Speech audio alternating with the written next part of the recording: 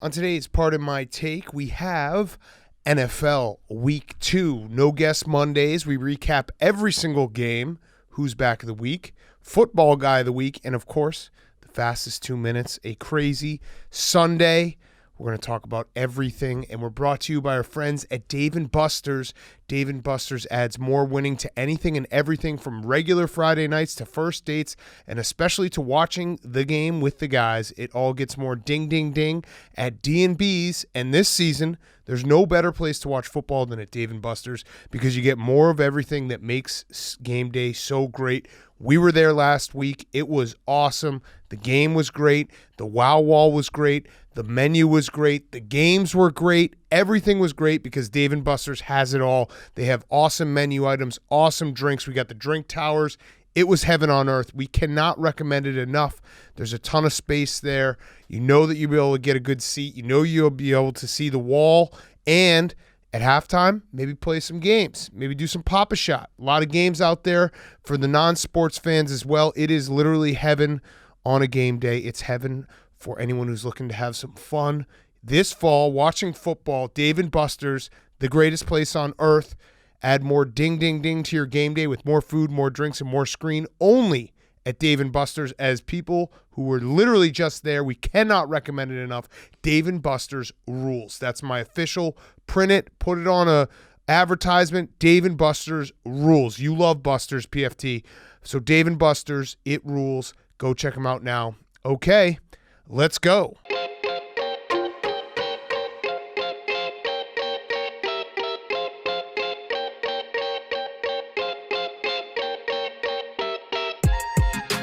Welcome to Part of My Take, presented by Dave & Buster's. Go get more ding, ding, ding at Dave & Buster's, the greatest place on earth. Today is Monday, September 20th, week 2.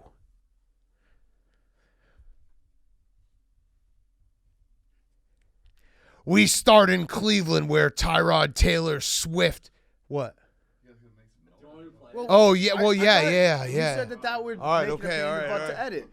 All right, okay, yeah. Got it. All right, we'll do it again. All right, ready? Do you want me to do the whole start again? All right, okay, here we go.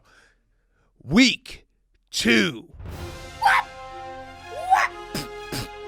Fumble! We start in Cleveland where Tyrod Taylor Swift saw the training staff and said, "I knew you were trouble when you walked in the blue tent." Davis General Mills looked like he was out there just to cash his checks, as Laramie Tunsil looked like he was smoking Wheaties instead of eating them. Andy said, "Janovich better have my money," as he scored for fullbacks everywhere. But don't kick the Texans while they're down, Kareem Hunt, because David Culley has turned Houston into a covering machine. Browns 31, Texans 21. What? To the Meadowlands, where Zach, Mr. I.N.T. Wilson, had not 1, not 2, not 3, but 4 interceptions against the Hoodie. Jets fans are asking Tony Braxton Berrios to please unbreak my heart as the J-Men start 0-2 yet again.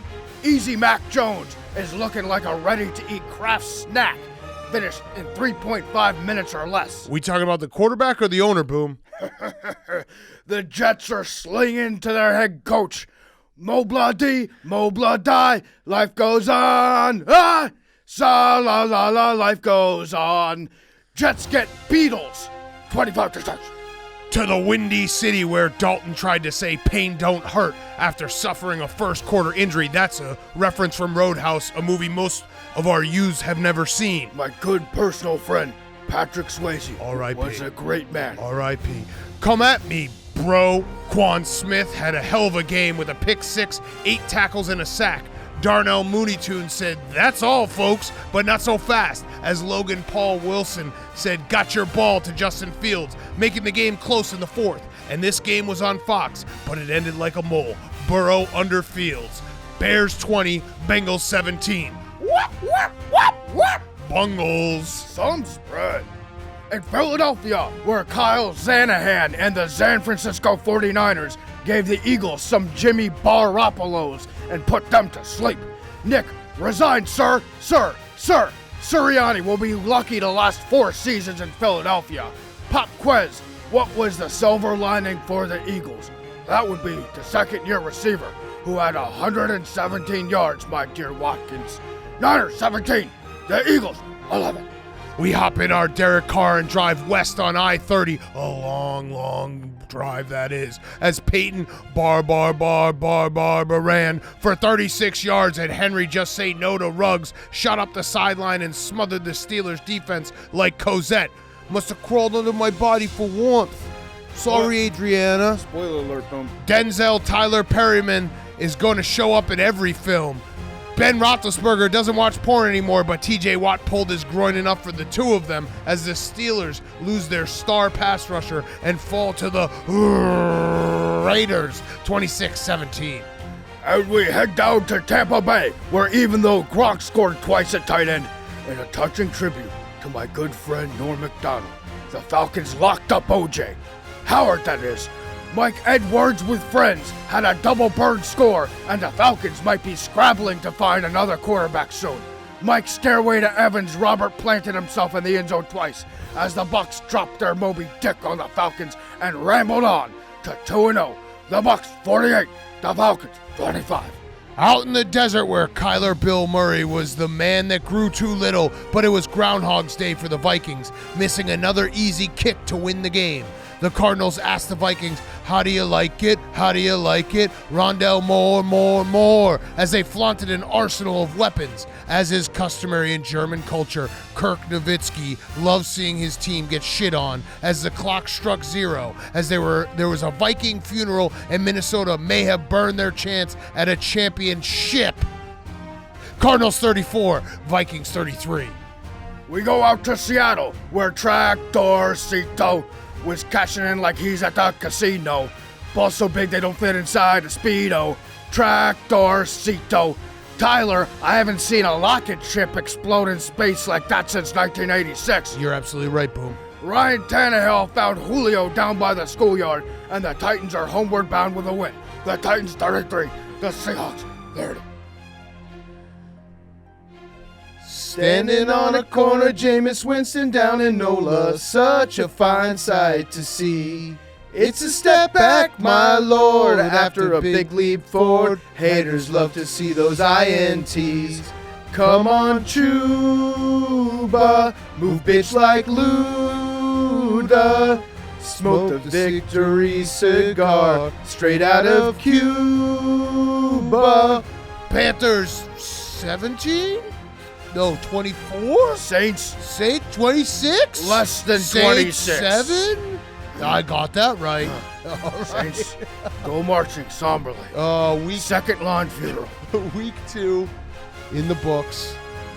Obviously, we have Monday Night Football. That was brought to you, Fastest 2 Minutes, brought to you by our friends at Cross Country Mortgage. Cross Country Mortgage is much like us at Barstool, a people-first group of people. They're dedicated to the fundamentals of mortgage lending. So if you're looking for a mortgage right now, or maybe you own a home and you're looking to refinance, well, rates are at all-time low. They may never get this low again. So call today for a fast, free rate quote. Our partners will save you a lot of money. Call today, and our friends at Cross Country Mortgage will give you a free home valuation that is free to you just for calling. Go to crosscountrymortgage.com/barstool to learn more about your future home buying experience or refinance your current mortgage. Cross Country Mortgage LLC, NMLS 3029. All loans subject to underwriting approval. www.nmlsconsumeraccess.org. Okay. Week 2 in the books. Monday Night Football, obviously. I like to say week 2 in the books. Okay, Monday Night Football is a standalone thing. We just had... It's football dessert. It is football dessert. We just had an incredible primetime game. We're going to recap every game, but we're going to start, obviously, with Sunday Night Football like we always do. Holy shit, the primetime games have been incredible this year, -1. We can just leave that one there. But that was awesome. Mm-hmm. That was a good old-fashioned shootout. It was a Ravens team that really wanted to win, really desperately wanted to win, finding a way to win. John Harbaugh with his big old balls. I love that he was like, looked at Lamar Jackson and was like, do you want to go for this on 4th and 1 to end this game? Let's fucking do it. Even if they hadn't gotten it, I still think it's the right call because you can't give the ball back to Patrick Mahomes. Yeah, I mean, with Lamar Jackson, it's the right call. He's probably one of a handful, maybe 3-4 quarterbacks that you actually would trust and be like, yes, I would rather take my chances with you. And Lamar Jackson, he does a lot of things really well. Maybe the most impressive thing that he's done as quarterback of the Ravens is make a Harbaugh believe in analytics. Yes. And believe in, like, taking these types of chances. And, he started out slow, but I want to say for the record, that interception should be credited to Sammy Watkins. The very first one should. The first one. The second one was bad. Well, that it was basically the full Lamar Jackson experience on display. Because, yes, the first interception, Sammy Watkins fell down. The second interception was on him.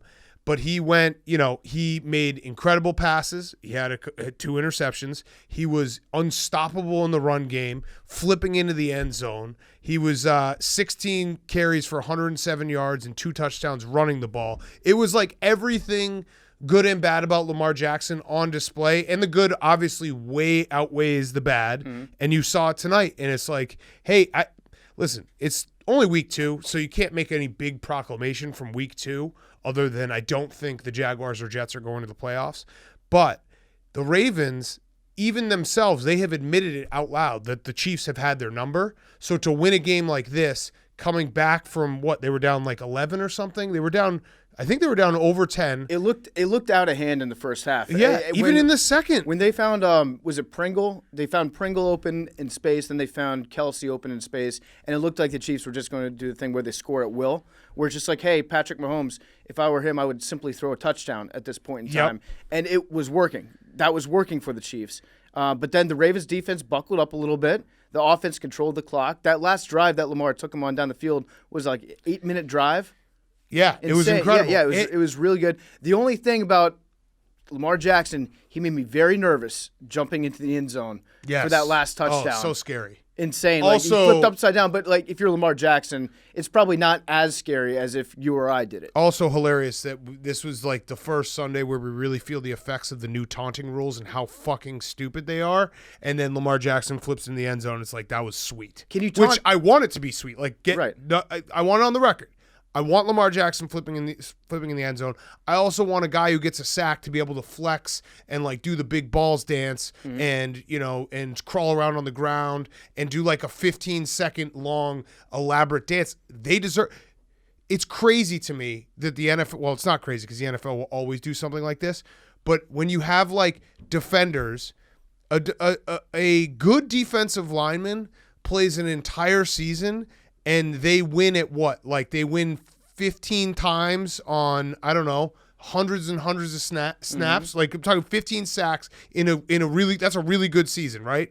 They should get to fucking celebrate. Yeah. Like the amount of times, the amount of snaps taken that end in a sack is less than 1%, I would imagine. They should get to fucking celebrate. I personally can't wait for Roger Goodell to step in and say, guess what? I'm revoking the new taunting penalties, and then we'll all have to give him a round of applause for doing the right thing and eliminating the rule that he brought in that completely screws the game over. But you're right. Like, it's stupid. Can you taunt during a play? Is that legal? No. Can you give the deuces? I think, that's a lot of people say that maybe it was because of the deuces given by Winfield in the Super Bowl. Okay. That was the viral deuces that were given to Tyreek Hill. Some owner was like, probably Mr. Mara, if we're going to be honest here. Let's just say it was probably Mr. Mara. Well, I don't think anyone out here wants to see that big cat. Yeah, he and his wife probably stayed up till like 3 a.m. after the Super Bowl, and they're like, I still can't get that out of my head.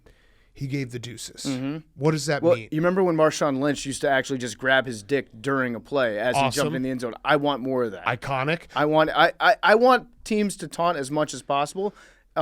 And then it's on the other team to stop them from taunting. Don't let them do anything that deserves a taunt to begin with. There's that clip out there that tells you everything. Bill Belichick is the most like, play the game, do your job, no fun. I'm not laughing. You've never seen me smile guy in the world. And then there's a clip. I think he was maybe talking to a college football team, and he was like, when you do a good play, you should celebrate. You've worked your ass off for this. Like, you worked hard all your life to get to a certain moment where if you do something great, enjoy that moment and then get on to the next play. If Bill Belichick is saying that celebrations are good, like, come on. fucking figure it out. But either way. I want to see the game go to such an extent where we can't tell if they're celebrating or exhibiting tremendous sportsmanship to the other team. Yes. The old Jake Marsh trick. Like, if you burn somebody down the field, if Tyreek Hill, instead of giving the deuces, burns someone down the field by 30 yards, scores a touchdown, walks over to them as they're going to the sidelines and shakes their hand extremely firmly. Is that going to be a taunting penalty? I don't know. You can't judge intent. Shakes their hand, gives them the knucks while they're running. Yeah. Maybe pounds it up. Go ahead, Jake. So I'm reading the word-for-word definition of what taunting is. Baiting or taunting acts or words, abusive, threatening, or insulting languages or gestures towards players, coaches, and officials. Okay. Oh. Insulting? Is double sportsmanship insulting? It could be. Yeah. You have to ask the person who's being sportsmanshiped. Right. Not the person who's So giving it's the a gray sportsmanship. area. We should probably implement taunting at part of my On take. this podcast. I know that Hank, like, every picture he's ever taken from us is insulting. So taunting, illegal. Billy, 15-yard penalty. Billy insults our intelligence a lot. Yes. Every single time, though, Hank takes a picture of us, it's not our fault that we're ugly and fat. It's Hank's fault. That's taunting. It's the camera. It's the camera's fault. It's the camera. All right, I want to go back really quick. One last thing about the Ravens-Chiefs game. Blueprint game? Could be a blueprint game. Well, Because- the blueprint is force a fumble on Clyde Edwards-Helaire yes, on the last drive. yes. And also, I love it when people say, like, this felt like a game that the team that had the ball last was going to win. I think that's most games. Yeah. Well, no, the Bills-Dolphins game was definitely not that. It's most non-Phillip Rivers games. Yes, but no, I the reason why I say I'm throwing out the blueprint game, the Ravens were very clearly saying anyone else can beat us except Tyreek Hill. Tyreek Hill ended up with 3 catches and 14 yards. Like, that's very, very, very. I mean, he had 4 targets, so it's not even like he was dropping the ball or like he wasn't open because they were just putting the entire defensive. Like, everyone was focused on him, and yeah, obviously the Chiefs ended up scoring 35 points. One was a pick 6. So when I say blueprint, it's a little tongue-in-cheek because you can't really blueprint for the Chiefs offense. But it is kind of interesting to be like, hey, we're not going to let this one guy do it. Everyone else has to play perfect. And then you see what happens. Clyde Edwards-Helaire, like, he's got to play everyone's got to play perfect. And it's harder to play perfect when you have your best player and your most explosive weapon kind of erased from the game. The blueprint is have Lamar Jackson on your team. That too. Patrick That Ricard too. at Yes. fullback. Have a That guy too. that weighs 311 pounds and moves like a tight end. Yeah. No, so just look out for it. Blueprint game. What if Lamar had been like, no, John, I think we should punt it here. That would have been and awesome. jogged up field. It's actually it's a sneaky move by Harbaugh, publicly asking Lamar Jackson what he thinks we should do on this play every time. Because if it works, True. then everyone tweets out the Stan Marsh "I've got big balls" thing. If it doesn't work, then it's like, well, Lamar said that they should go for it. Yes. So you got to go with what Lamar says in that circumstance. Well, let's do this. He because trusts his players. This is a good segue to our first game, the Texans-Browns, because we had a moment with David Culley, the Texans head coach. I got to remind everyone of that, where I don't think I've ever seen this happen before. So to set the stage, the Texans picked up, this is happening in the second quarter, start of the second quarter, 7-7 game. The Texans picked up a 13-yard play on 3rd and 15. So 3rd and 15, they pick up 13 yards. The Browns are called for offsides. The Texans can now choose to go for it 4th and 2 or 3rd and 10. Take the penalty, go for it on 3rd and 10 or 4th and 2. Okay. They decided to decline the penalty, go for it on 4th and 2, and then punt on 4th and 2. Yep, that was their go for it play. I don't think I've ever seen that before. You got to punt to win. Big cat. I have never seen that Field before. position. That's insane. Field position is worth more than points in the NFL sometimes. We have gotten to it is a crazy. point. We have gotten to a point, though, in today's NFL where I am now shocked when teams don't go for it on 4th down. Like, it's anything between, like, the 35 and 35, like, you're just like, okay, they're going to go for it. Like, the math says go for it. And then you have David Culley, who's just a throwback, like, nope, 4th and 2. We're going to decline the penalty, not go for it on 3rd down, not get an extra down. We're going to punt on 4th and 2. You know what he was saying? Just don't let great be the enemy of good. Yeah. And so he was like, you know what? We could cut our losses right now, and you punt, you live to fight another day. Anything could happen on that third and 10 Anything could play. happen. You could turn the ball over. You could throw an interception. You might get worse field position for your punt that's coming up. Yep. I don't know. David Culley, I actually think what he's doing is he just didn't want to run another offensive play and risk injury to any of the players that he's going to be trading away later on in the season. Maybe he has like a certain amount of plays, and he was like, if I do this play, I might run out of plays. Yeah. So that makes sense. The Browns, though, we all know the recipe for the Browns: run the ball, and Baker Mayfield be efficient. They had that today. Obviously, Tyrod Taylor gets hurt. The Texans, Pete Prisco really nailed it. The Texans are a professional team. Cover the spread. Yep. I think they would have actually been a little bit closer if Tyrod didn't get hurt. But Davis Mills, welcome on in. So yeah, Davis Mills Thursday night. Is Davis Mills the next up in the line of the good luck Chuck quarterbacks, the Josh Allen, the Baker Mayfield, and the Justin Herbert? Yep. Next up, Thursday night. Davis Thursday night Mills, football. Baby. Davis Mills. America, know that name because we're gonna have full on Davis Mills on Thursday. Mills Mania. It's gonna be great. It's gonna be Mills Mafia. Yeah, there you go. Let's I love fucking do it. I'm Yeah, in. yeah. I'm all in on Mills Mafia. We might actually. What just happened right now for people who might just be half listening, we in like a course of a 10-second clip there, PFT and I just put substantial bets on the Texans on Thursday night just for that. Who are they even playing? Dude, saying the Panthers, right? Oh, saying Mills Mafia, bro. Saying Mills Mafia, that's worth 6 points right there. It is. And here's the thing about Mills. We gotta jump through charcuterie boards. Yeah, I'm telling you, David Culley didn't want to put all of the Mills playbook on tape, knowing that he was going to be on prime time on Thursday night. Fact. So he held back a little bit. There's not going to be anything to study. So who knows? Who knows what you're going to get with Mills? No one circles a wagon like the whatever his name Davis is Mills. Yeah. Davis is, listen, I don't know if I'm going to offend anyone who's listening to this podcast right now, but if you name your kid Davis, you're just asking for him to be a douchebag. Well, he's a like if you quarterback, introduce him as Davis. That's a last name. That's a last name. He's got two last names. That's a great last name. We always say, don't trust a quarterback with two first names. I think two last names is even worse. If you introduce your 7-year-old as Davis, he's probably wearing a sweater and he probably is being like, ew, don't shake my hand, poor person. Yeah. What I hear when I see Davis, I was like, well, your father wrote David on the birth certificate and then his handwriting was so shitty they thought it was Davis. Do you think there's ever been a Davis that didn't have a trust fund? Probably not. Okay. I'm trying to think of Davis Love definitely had a trust fund. That's it. Davis really? is just, that's a name. Davis. You were so close to David. A good name, a solid name. And you went with Davis. If I was Davis Mills, I would just go by Dave. Yeah. And then everyone would assume that you're a David. Or Davey. Yeah. Davey Mills is a good name. But seriously, Davis is a very good last name, and then you just took it and put it as the first name. Yeah, so who knows what's going to happen with these Texans. I knew that they were going to cover against the Browns because, like you said, these guys are professionals. Yep. They get paid to play football too. Yep. The Browns don't blow anybody out. Baker looked like he got hurt in the first half. He did. And then he proceeds to score a touchdown rushing, and they immediately do the celebration with him where they jump into his shoulder, the flying leap into the shoulder that just got hurt. It was like a perfect Browns game, though, because Baker was 19 for 21, and then Chunt ran for like 150 yards. Chunt, baby. That is the formula for the Browns. It really is. Just chunt them to death. I also want to give a quick shout-out to Browns fans. I don't know if you saw that clip that was very funny. The Muni lot is back open, and it was open for about 45 minutes before we had our first, everyone clear out, let's have a fist fight. Brown on Brown fan, which was great. Like, the Browns were just like, hey, we haven't seen each other in forever. We're on the same team, but we have to fucking fight. They don't know how to handle success. Yeah. That's a classic case of Browns fans not knowing how to handle expectations.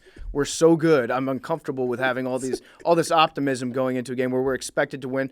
When was the last time the Browns were expected to win by 12.5 points? Yeah, probably decades. Yeah, it's been a while, but I love the idea that those guys were maybe even at the same tailgate. In the first half hour, they were hugging. Great to be back. Fans are back in Cleveland. This is awesome. And all right, fuck this. Let's just fucking fight. What would you we're standing next to some porta potties. We're drinking, some beers. Let's just fist fight, okay? Let's get this out of the way. Everyone knows they want to see a fist fight. Let's give the people what they want. I think what we're seeing with Browns fans is there's becoming like a natural schism between Browns fans that are optimistic and Browns fans that still have that thought in the back of their head of same old Browns. Right. We're going to stink again. And then the optimistic Browns fans are like, hey, we don't need you around here anymore. That's not what us Browns fans. We're not the same Browns that we think we are. Yes. And like one guy shows up wearing the jersey with all the quarterback names on the back. Fuck 'em. And then that sends everybody flying off the handle around they him. flip. I'm very much looking forward to watching the Browns progress through the season because I think Stefanski is a really good head coach. I think he's like top 3 in the league. His face when David Culley punted on 4th and 2 was hilarious. What would you do if you were – because if I were in that position and another professional coach was like punting after accepting that penalty, I would feel like I was fucking up. Like the other guy knew something. I was missing something. I'd probably throw a flag. Yeah. I'd Joe Judge it. Challenge we him. have to challenge something here. Yeah. We got to figure this out. Okay, next up we have Rams-Colts. Rams beat the Colts 27-24. Carson Wentz got a shovel pass intercepted. Mm-hmm. It's tough to do. Yeah, it's a Madden glitch. You throw your controller through your TV when that happens in Madden. You're like, what the fuck? That's the play where you press the pass button too quickly after getting the ball, after hiking it to yourself. Yeah, I don't know if they read his eyes or what it is, but Carson Wentz, he is the biggest spaz in the NFL right now.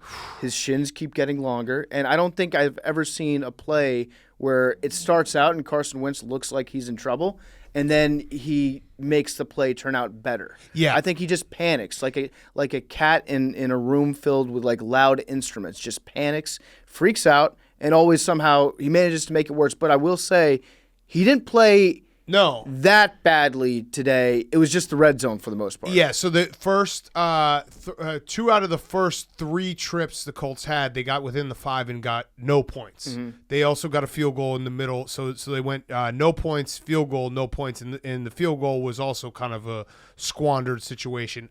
Here's what I don't understand about Carson Wentz. So this is a crazy stat. He has been sacked at least 3 times in 12 straight games. 3 times in 12 straight games. That's a lot of sacks, right? You would think a guy who's been sacked as much as him would know how to get sacked. Instead, he's never seen like a lineman coming down on top of him that he didn't think, I can get out of this. Mm-hmm. Like he is always in his head like, I'm one spin away. I'm one errant toss. I can just throw this. I can just do a quick spin. I can throw it. Like he's essentially like a middle-aged guy who still thinks that he can like dunk. You know what I mean? Like I got this. Let me just loosen up a little bit and I'll be fine. And every time it just looks crazy. Like you said, a total spaz. But he has so much practice getting sacked that you'd think, just give up, dude. Just give up every now and then. I even think most of his sacks take place and he either throws an interception, throws a forward pass that goes incomplete, fumbles a ball, but then the play is blown dead because his knee was already down. Right. When he did that weird thing at the end of it. Yes. That's he doesn't take normal sacks, that's for sure. He never takes normal sacks. He also had one of the most impressive throws of the day. Did you see that when he was getting absolutely smoked in the face and threw it like 40 yards down the field? I think it was in the first quarter. Again, it wasn't all on him. The Colts, I think, are probably a team that just had a really shitty scheduling break to start the season, going with the Seahawks and the Rams, who are both very good teams.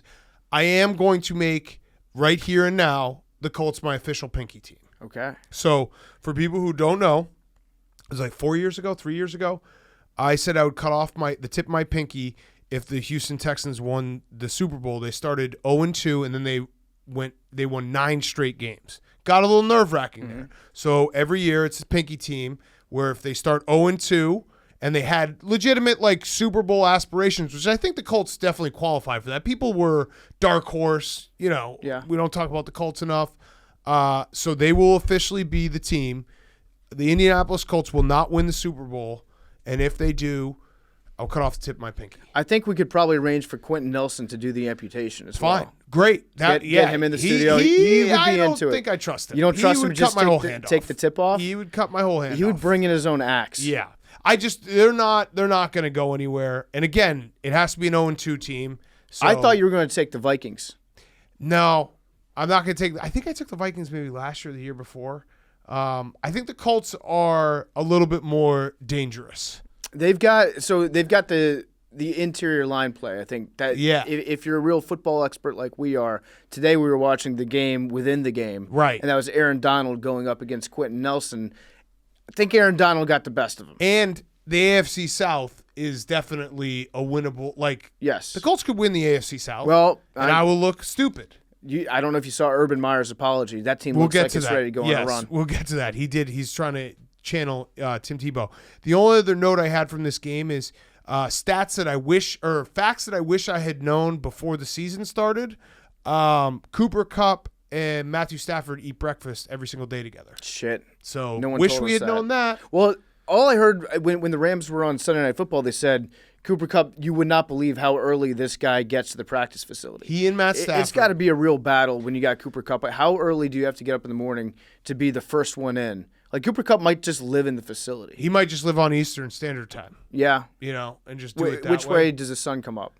West. West. Okay. West. It rises in the west and sets in the south. Mm-hmm. Fact. But yeah, so Cooper Kupp, 16 catches, 271 yards, and 3 touchdowns through 2 games. Mm-hmm. He had 170 yards today. It was crazy. But I wish I had known they were breakfast buddies. Yep. Because that really, if you can handle someone first thing in the morning to sit down and talk to them first thing in the morning, you're really good friends with them. That tells me it's a new friendship, though.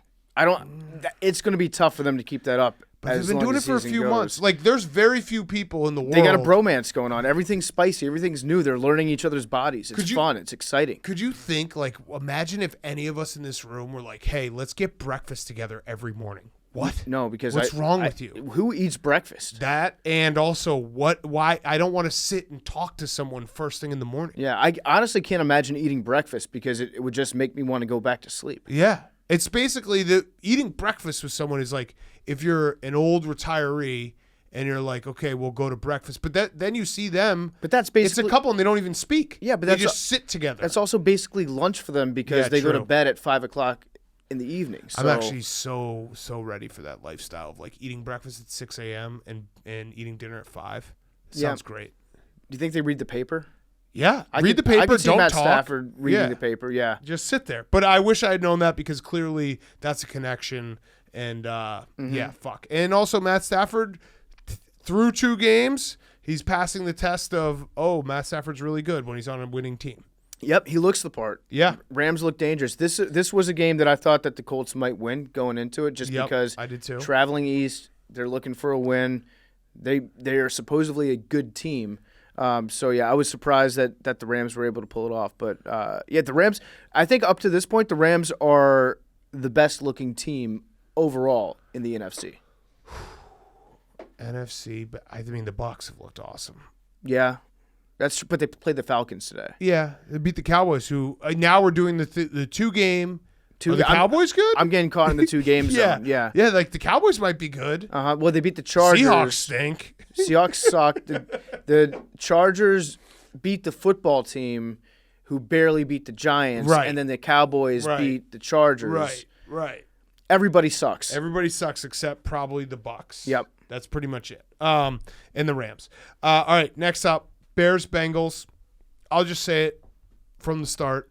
I hope Andy Dalton's okay. Mm-hmm.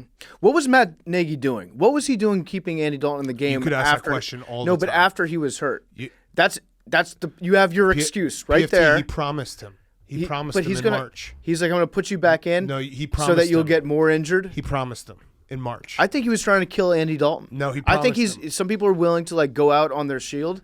Andy Dalton is the hill that Matt Nagy wants to die on. He's got a little cemetery plot picked out right on top of Andy Dalton's head. And he's like, when this guy dies, I'm going down with the ship. He promised him. Mm-hmm. I mean, you have to. If you promise someone something in March, you have to go through with it, no matter what. But I hope Andy Dalton's okay. Not too okay that he can come back and play, but okay just in a walk at his kid's graduation deal. Hopefully. Derrick Rose. So, obviously he goes down.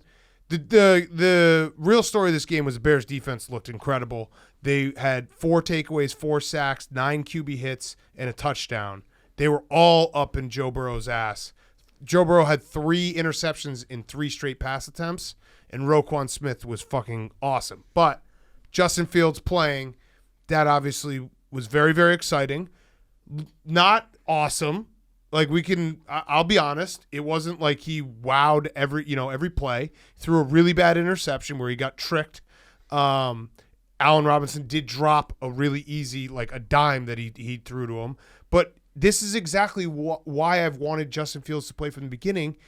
Rookie quarterbacks aren't a finished product. They're never going to be perfect, but they're going to learn a lot more from playing and making mistakes. Like Justin Fields made a mistake with that interception that he probably won't. He'll at least next time be able to see it and be like, oh, they bluffed the blitz here. Maybe I shouldn't just trust what my eyes see pre-snap and throw it over the middle. Like I want to see that. I want to see the guy struggle and come back from it. And he made that huge play to ice the game with his feet, and that's the dynamic that he adds to the team. I'm just happy. It's not about him looking awesome from the beginning. It's about him progressing and looking better as he goes along.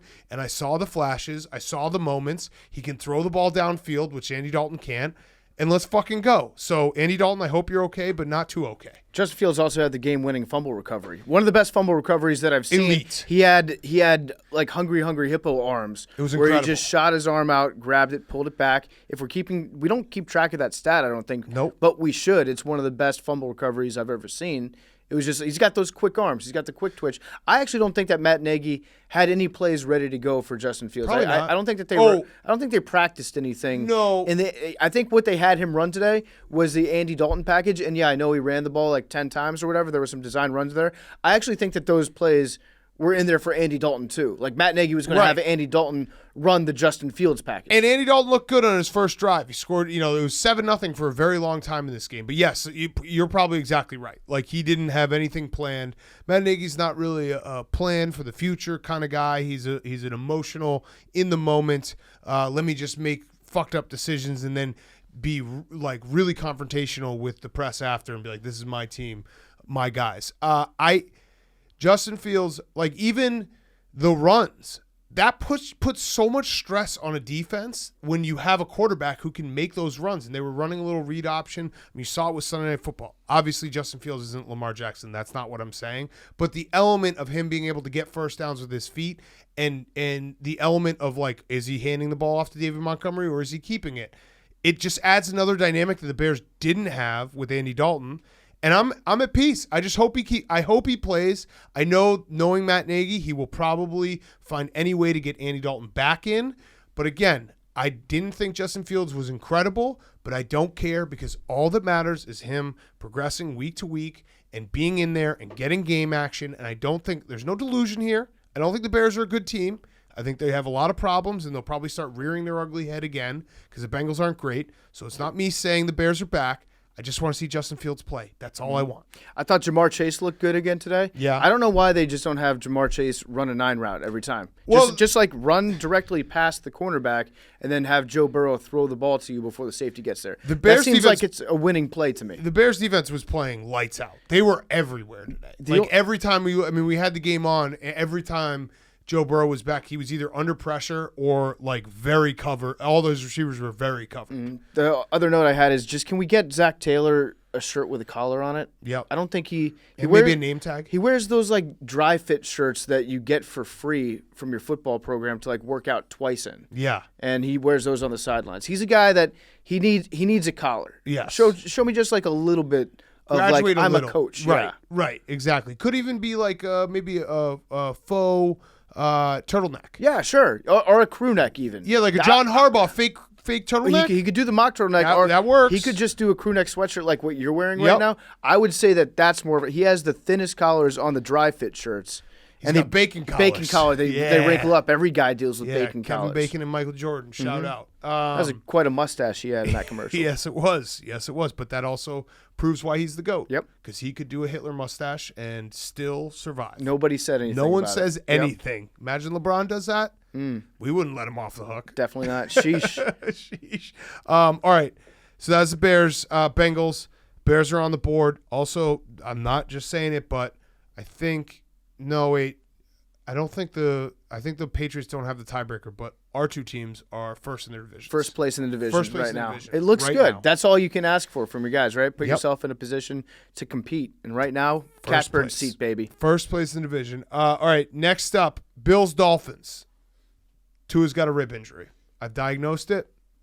It's serious to mild. Well, it's mild. Mild to serious. It's mild. Well, it's mild to serious. It's mild. There's no fractures, but as anybody that has had a rib injury will tell you, not a lot of treatment between a broken rib and just a bruised ego, I guess, is what he has. I also think his shoulder might be fucked up. Okay. Not to do this again, but I do think he was acting a little weird. Okay. All right. Yeah, No, and maybe his hip. You're going to get it right eventually. Yeah, maybe his hip, ribs, hip, and shoulder. That's what I thought initially when he landed and he started like limping off the field. Yeah. Maybe the hip again. And then I knew it was classic ribs. he got carted off the field. Yeah. He got carted Well, into the ribs. locker room with ribs. You always get carted off for a rib injury. Do you? Yeah. Okay. Totally. Yeah, I don't know what's going on with Tua right now, but honestly, the offense might have looked better with Brissett in.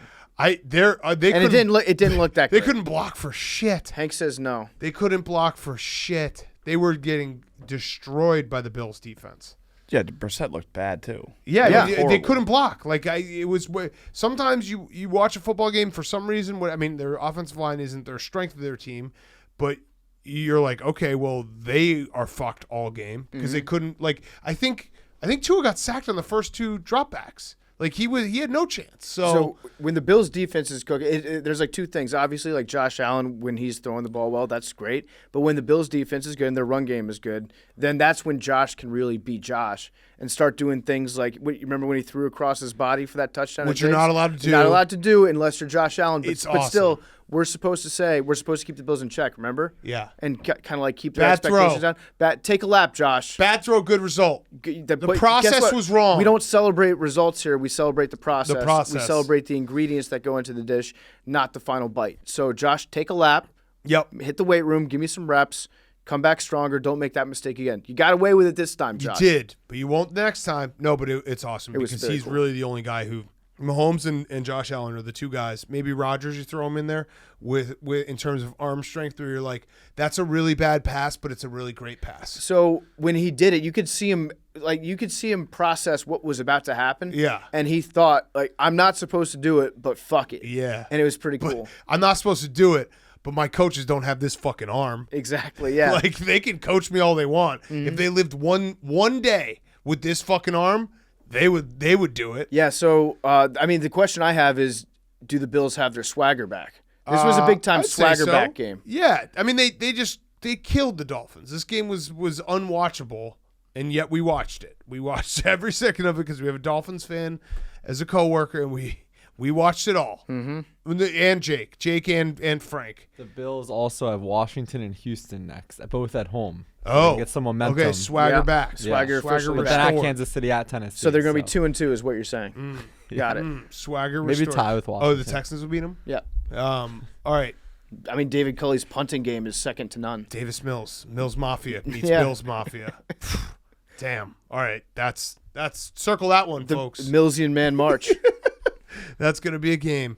Yeah, that game, though, I don't know. The Bills just were so much better than the Dolphins. The Dolphins had – I don't think that, like, Brian Flores is a good coach. One game isn't an indictment, but they clearly have some issues with their offensive line. And then Tua looked bad before he got hurt, and then he got hurt, and now you're just asking yourself what's going on. Now Deshaun Watson rumors, all that shit. I have no idea how that's going to work out. I don't either. Are they going to trade for Deshaun, like give up all those picks, get Deshaun, and then start him in a game like next week? Is that a possibility? I don't know. Is Deshaun Watson like he's probably going to have FBI surveillance on him at the game? Yeah. Well, he's going to have people wearing the windbreakers, the blue windbreakers, in the stands with binoculars, making sure that that's where he is, keeping tabs on him. I will say that if Deshaun Watson does get traded to the Dolphins, he will look awesome in those colors. Of course. He will look electric. Brissett does not. Nope. I called that, if you remember, when he got traded there or signed there. I was like, that's not going to be a good look. He's not exciting enough of a player. And also, he's hefty. Yeah, a little bigger. bit. But let's just say this. Jacoby Brissett, I'm not worried about his ribs getting damaged. No, definitely not. He's got an extra padding. He does enough damage to other people's ribs. Yes. Cow's yes, ribs. Yes.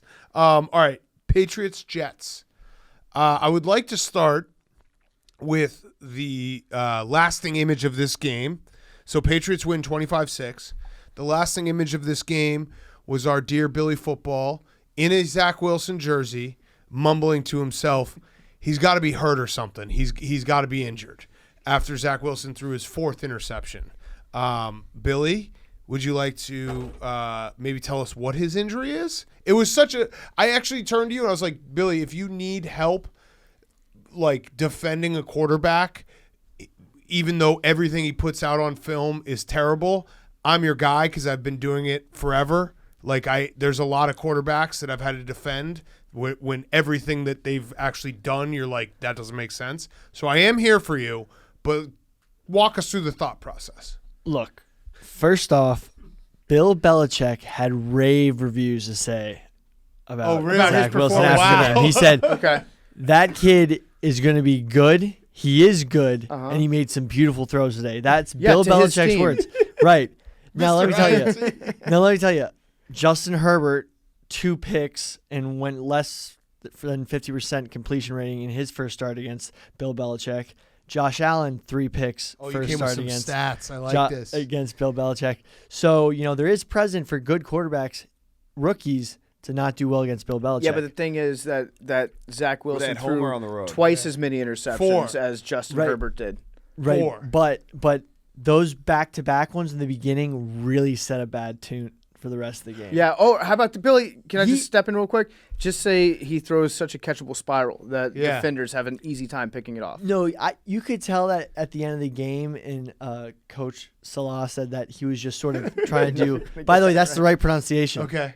Was trying to just sort of make something happen at the end of these games and just hucking them up, like sort of almost not unplanned Hail Marys. I call them spontaneous Hail Marys. Okay. And they didn't really get on. I have a stat for you. Didn't work. I have a stat for you, Bill, that will make you feel better. Zach Wilson, not under pressure. When not under pressure today, he went 15 for 23 for 132 yards. Zach Wilson, when not under pressure today, went 15 for 23 for 132 yards. 0 interceptions? 4 interceptions were not under pressure. So that. he had all 4 of his interceptions were not under pressure. But I would say the first one was. It was an early throw. I'm not like I didn't play football. I don't know all the coverages and stuff. What was the one when the guy that caught the interception didn't have to move his feet? Okay, and the receiver was nowhere within 10 yards of the ball. That one was sort of. I was sort of like watching that. That's when I was like, he's hurt. He's that's when he mumbled like he's got to be hurt. He's got to be hurt. I'm like looking at it and like I understood where he was trying to get the ball, but it was so short that I was sort of like, he's got to be hurt. Not getting enough like mustard on the ball. Yeah, I like how Billy before this game made it. He put his cards on the table and said, if we win this game against the Patriots, I'm going to go Mormon for the entire month of October, which I like for a couple reasons. One, because you're giving yourself like a nice 9-day window to prepare to get all of your non-Mormon activities out of your system. Correct. And then also knowing that the Jets were not going to win this game against the Patriots, you at least got to act like you were putting something at stake there. No, I mean, there was a lot at stake. I actually thought the thing is, Zach Wilson hasn't had his coming out party yet, where he sort of shows everyone he's an amazing quarterback in the NFL. And, the Patriots weren't the best opponent for him to develop as a quarterback. So last week was pretty decent. This week was a bump in the road. But if you had, another team, maybe Atlanta. Atlanta would London. In London. Perfect. In 3 weeks. 3 weeks. There you go. Yeah, I mean that I could see him do really well. Even maybe Denver would have been better. No. I mean, no. British people have to hate us by now. That's the next game. Next week in Denver. The just ball. put me down right now for my mortal lock of the century. I don't care what that. But spread he's is. used to the altitude from BYU. What do you think the spread's going to be? Let's play our favorite game. Guess the spread. I don't think. Guess the spread. Jets versus the Broncos defense is so good. I'm gonna say 7.5. But he You doesn't. think 4? They were just 6-point favorites to the Jags in Jacksonville. It's gonna be like 7.5. I bet. 10.5. 10.5. Look, Well, Guess I that might number. actually a take lot the of Jets. points. Guess that's That's a spread, lot of our points. favorite Those game. guys get paid to play too. but Belichick's Jets are gonna win that warlock game. magic isn't involved. Like we gotta remember, this was Belichick warlock magic. This wasn't just four. Vic picks. Fangio's never coached defense. Yeah, well, We got to pull up. Not the same. What's Vic Fangio's defense's record against like, rookie quarterbacks? I have a feeling the reason why Belichick's so good against rookie quarterbacks is that he knows the coverage. But he's like Wait, 50-50 on the road. Vic Fangio, well, he played a rookie quarterback today. Yeah. He Oh, threw so, yeah, 2 increased his interceptions and they percentages. won by 10, and the only reason that they were even close to 10 was because of a kick return. right. So I think I'm actually gonna take the Broncos on that one. Yeah, But, but I just want to apologize to all of our British listeners who are gonna have to watch the Jets and the Falcons. Oh, They've been God. waiting. I'm not waking like, up for that. They, Well, they, I'm gonna they be set up. I'm their not schedule watching that. every year around like, hey, we're gonna go to the game at Wembley Field or wherever they're playing this year, and we export our worst products possible to them. Tottenham, where is that? That's like That's South gross. Manchester. That's gross. Is it a West home of game for the Liverpool. Falcons or West- the Jets? yeah. Home game for the Falcons. Okay, so that's actually like Sunday, October 10th. Falcons. 9:30 We're going to a.m. get to them, but that's actually a relief for Falcons fans It's- that they have one less home game. And this the year. other game the week after is Dolphins Jags. Oh my Oh, God. Jesus Br- Christ! Great When Britain's do they're gonna reinvade us. They're gonna start a is war this? with us if we keep doing things When like do- taking their prince and princesses and sending them our shittiest teams. When do the Jaguars play the Jets? Because Get sneaky, that on there. Yeah, Yeah, we'll talk. Day after Christmas. Sneaky, that could be a great Sneaky. game. Big No, Cat. he's going to say sneaky. Zach Wilson's going to be better than Trevor Lawrence. Trevor. So we're good. Yeah, Trevor Lawrence threw 2 picks today. Well, Against that's a much half half. as many. which is half. against a Half. much inferior opponent. No, the Broncos defense is really good, I know, but they're not Belichick. but Vic Fangio's a really good defensive mind. I know, but still. I mean, Okay, all right. I've got a we'll stat- Guess what? Good news is find out. we'll find out next week. That's the best part about this discussion. I've got a stat for you, Big He's going to Cat. throw 6 next week. They said this during the game that Robert. How do you say the last name, Billy? Are you sure it's Salah? Salah. Okay, I'm going to trust Billy on this one as our Jets expert. Robert Salah and his 7 kids and his wife and his nanny are all living in 2 hotel rooms together right now. That's Chaos. I'm going to be betting against the Jets until they rectify that situation. Yeah, they got to get a house. because that is a man that is operating on no sleep. he got hired like 8 months ago. Yeah, tough. Maybe he just likes room service. Maybe he just likes doing shampoo soup. Yep, Well, he doesn't shampoo have hair. soup. Doesn't Pubes shampoo on soup his pubes. great, but not great for winning games. One actual good thing about the Jets, their defense didn't play terrible. They ran the ball pretty well, and Zach Wilson was asked after the game, "Did he see ghosts?" And he said, "No." That's huge. they outplayed the Patriots besides in quarterback There you go. play. Besides the 4 interceptions. Besides in picks. quarterback play. All right, so I do think that their defense looked good today. yeah, Their And their defense. run game looked good. yeah. No, you're right. I have a question for Hank and PFT. I will throw it out there. Mac Jones, is he the first ever guy that you can say he's a game manager, but it's a compliment? He's working his way into Right. game shape. He is a game manager right now. They haven't gotten him to trust him to throw it deep, Which or is fine. far or anything like that. I'd say assistant to the game manager yeah, right now. Is a very nice, like 22 completions for 186 yards. But when you say game manager for a rookie who's playing, starting game 1. Obviously, the second game, but started game 1. I think that's actually a compliment to be like he's a game manager right now. Belichick, you know what happens is Belichick trusts him to do some things out there. Yeah, but I was thinking about it, like obviously whenever we say game manager, it's a terrible thing to say about a quarterback. But I think this is the one case where it's actually a compliment because you're like he's a game manager right now. Only way to go is up. Yeah, I think when they're playing games against actually good teams, when it's close and it's like a third and fourth quarter battle, trying to get every advantage you can to win a game, it might be a little more frustrating. But he did everything he needed to do today, Yeah. and they won easily. He didn't lose. He the didn't game. make any like Zach Wilson type crazy stupid interception throws. Like he managed the game, did what he had to do, easy win. Yeah, I mean, it was great that he got to compete against the guy that got picked so many spots ahead of him and show who clearly the better quarterback is right now at this point, and that would be Mac over Zach. Well, it's more probably the system than anything, but So if you think, And also you Zach think- Wilson might you- be injured. I think Wait, if roles you were think- reversed, that's probably the same thing's going to happen. Who would you rather have right now, Zach Wilson or Mac Jones? Mac Jones, definitely. Okay, so yeah, so he is the superior Ack. Yeah, for sure. Mac Yeah. over Zach. No And doubt. Zach Wilson But is Mac, an injury. Mac does like one weird thing in game I've noticed. Yes. So he threw the backwards bounce pass, like the chest pass last week. Today he improved on that a little bit, and he threw a forward chest bounce pass when he was getting sacked. He just, he tries to do too much sometimes, but he's a rookie. It's a compliment to say he's a game manager. He gets those DUIs. Yeah. No, I'm saying it is. He is doing enough to win football games, and I'm sure that they will progress him to a point where he can throw it, deep and open up the offense for him. All good quarterbacks are game managers. Good point. Well, that was philosophical. I feel like Patrick Mahomes. You progress from being a game manager. The next step is you're a playmaker, right? That's the next in line. Yeah. Game manager, playmaker. Or a gunslinger, but no, you don't want a gunslinger. But a gunslinger can be a playmaker. Like Josh Allen was pretty awesome. Josh Allen was Gunslinger's a a gunslinger, playmaker. and he's developed into a better game manager. Fact or fiction? I like this. All quarterbacks are game managers. I think he. No, Am I wrong about Josh Allen? I Well, disagree. technically, this is kind of like a coaching for his job. Like they actually are managing the game. They can be. I know, because sometimes a game manager can be a facilitator. That's like the worst version of a game manager. Yeah. So you can facilitate and still stink. You're actively running the offense. I seriously meant it as a compliment. Like I took it as a compliment. I thought about it. And I was like, it's usually said as a bad thing, but for Mac Jones, I think it's a good thing that he's already winning a football game, doing the things right, and then they'll go from there.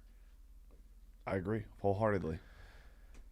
I just want to talk about Zach Wilson's 4 interceptions some more. Mr. INT? Yeah, I Mr. apologize. INT. On the preview show, I said the Jets were probably going to score 3 points. They scored 6, so.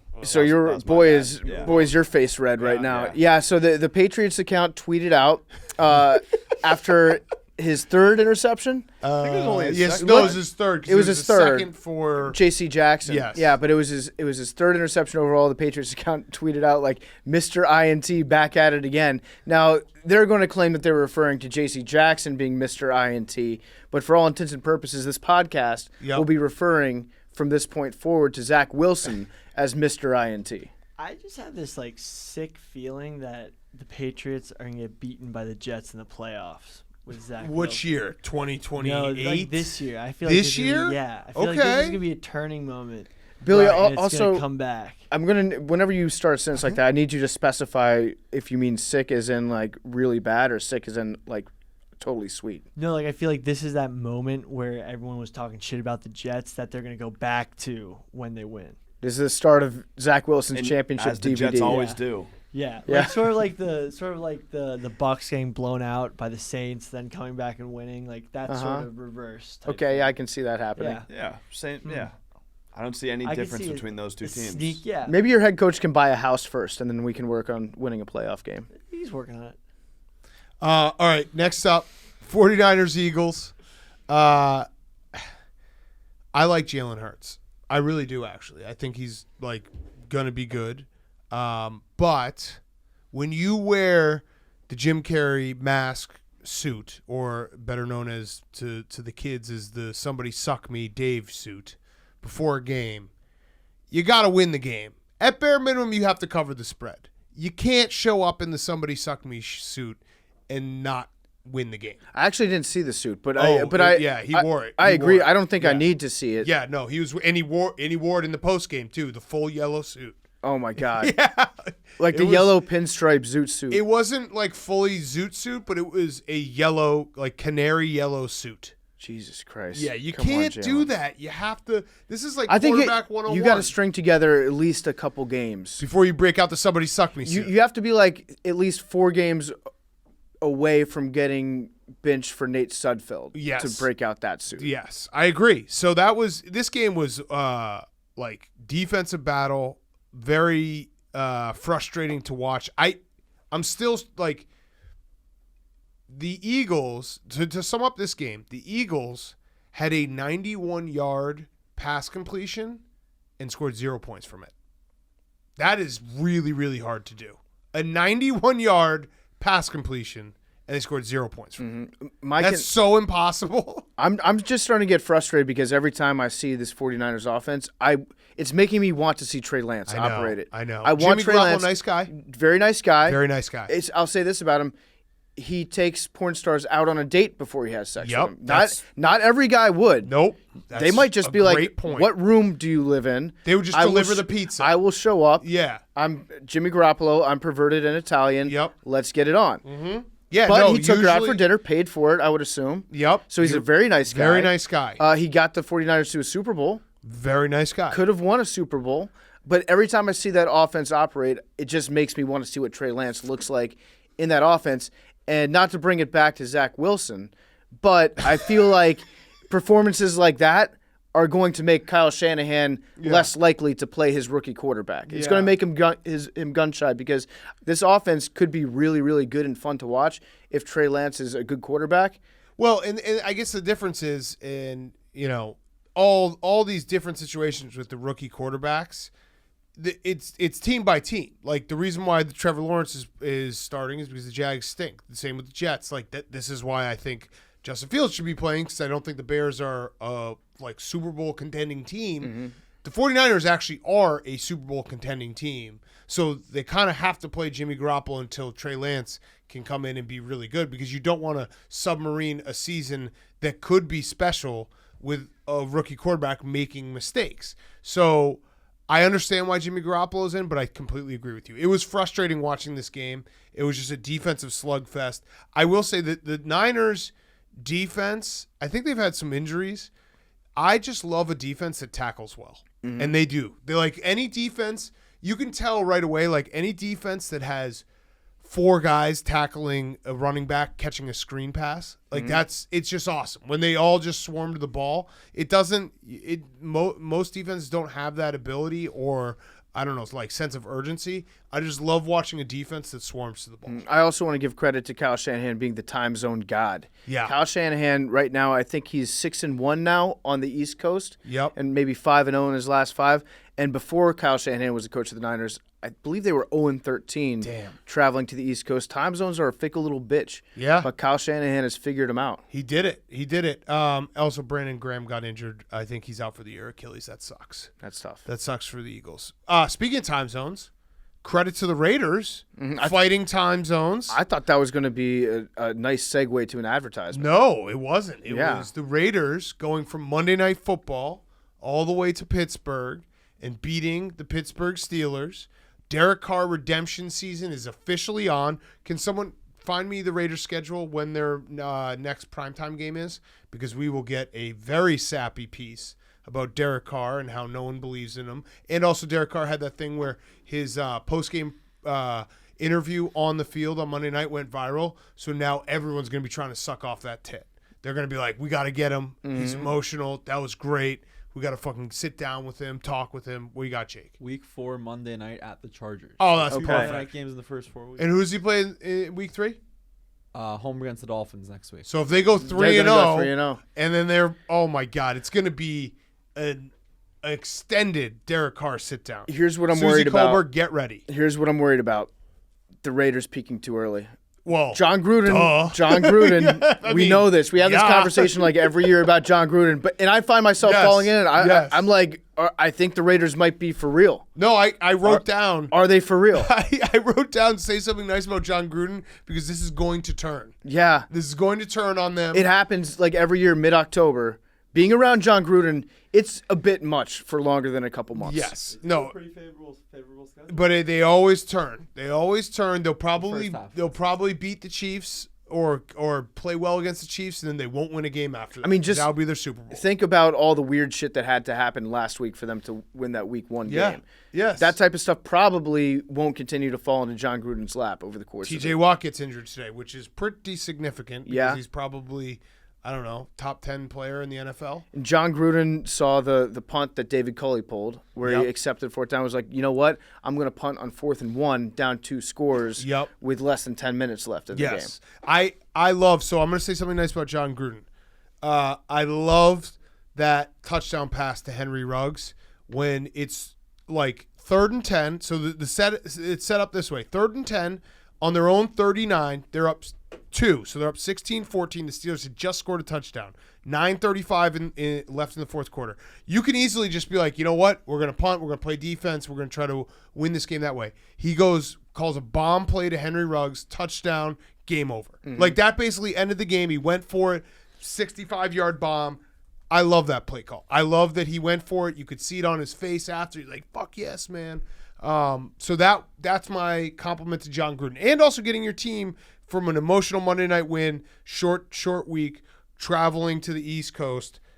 That's impressive. That's impressive by the Raiders. Yeah, I hope that it lasts. I want John Gruden to be around in this. I guess he's going to be around no matter what because he's got like 20 more years left on his contract. But I like the Raiders as an idea. Yeah. Right? I like the idea of the Raiders being a good team and a force because they're one of those. Fun. They're one of those. The league is a better place. Yes. When the Las Vegas Raiders are doing a good crazy team. shit.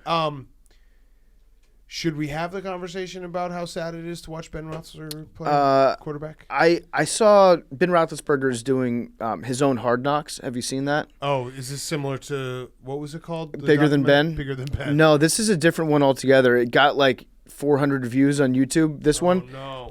And it's Hard Knocks, but if you know what the pesky thing about Hard Knocks is, a lot of times when it comes out, the memories are almost too fresh.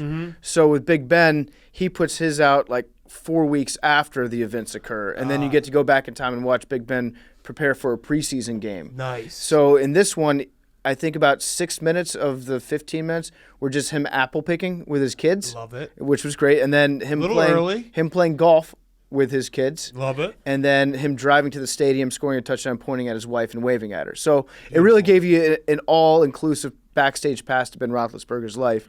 I highly recommend taking a look at it. I'm gonna have to watch it. Jake, can you set a reminder for us? Maybe for Halloween to go back and watch Big Ben's documentary on the Week 2 game against the Raiders. Maybe we should start watching it and reviewing it instead of talking about Big Ben playing football because it's a bummer. It's a bummer. Well, like that one sack that he took when he was trying furiously to climb the pocket and he just couldn't do it fast enough. And I think Max Crosby came all the way around and tripped him up.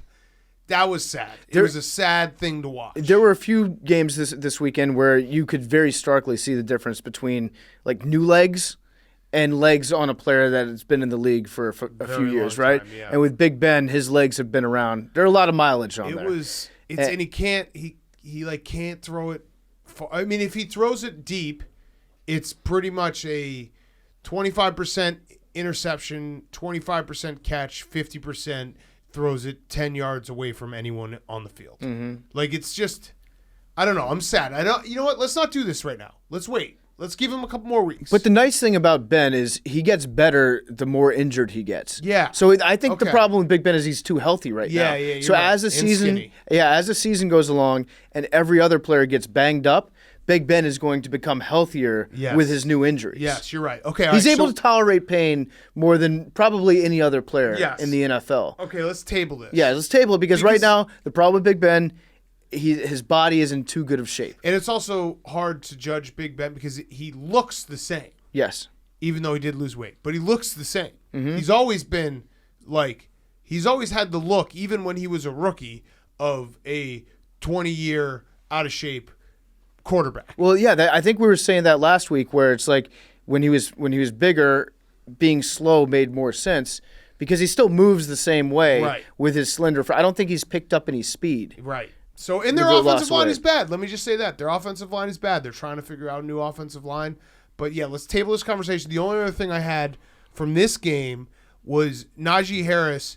If he retires tomorrow, he has done enough in his career with that stiff arm of Jonathan Abram. Because he basically put a highlight. He manhandled Jonathan Abram. And I was thinking about it. Najee Harris basically now has, in 20 years, someone will tweet, if Twitter's still around, God help us, I hope it isn't, someone will tweet, Najee Harris was a real one. And it will just be that.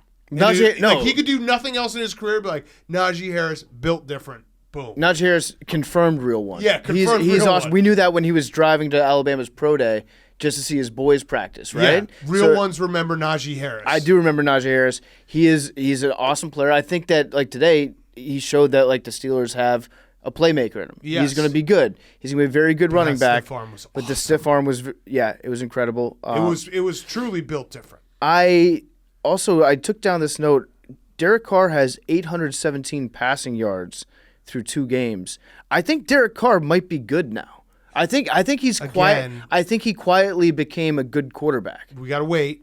Let's wait. It's similar to Big Ben. I've been hating on gotta Derek wait. Carr for a long They'll time. find the middle ground, both of them. What is this, the 8-year bump for Derek Carr at this point? 9, I think. 9-year bump? Yeah. And we all know Derek Carr, he's an emotional guy. Yep.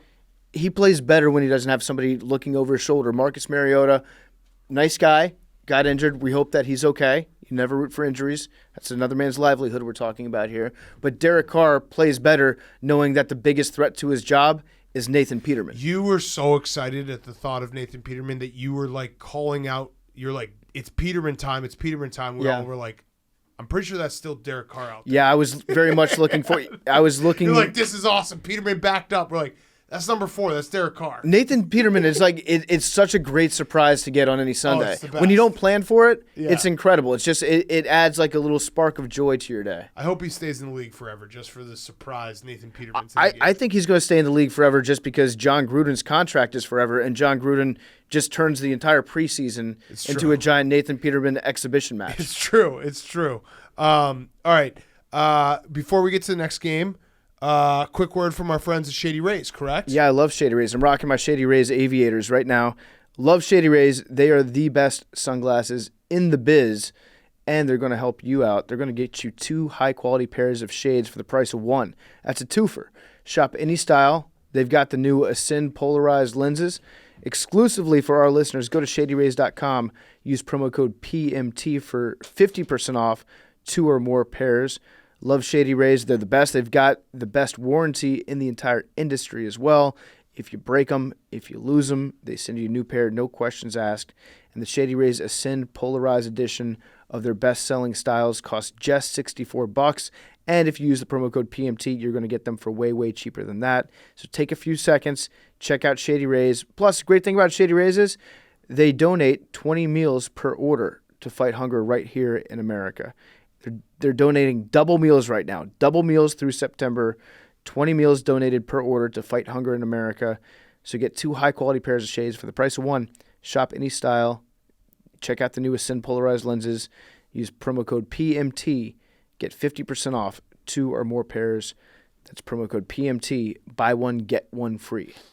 All right. Next up. Bless you. Whoa. Quick time check. 12:55. No big deal. We're out here. Still up.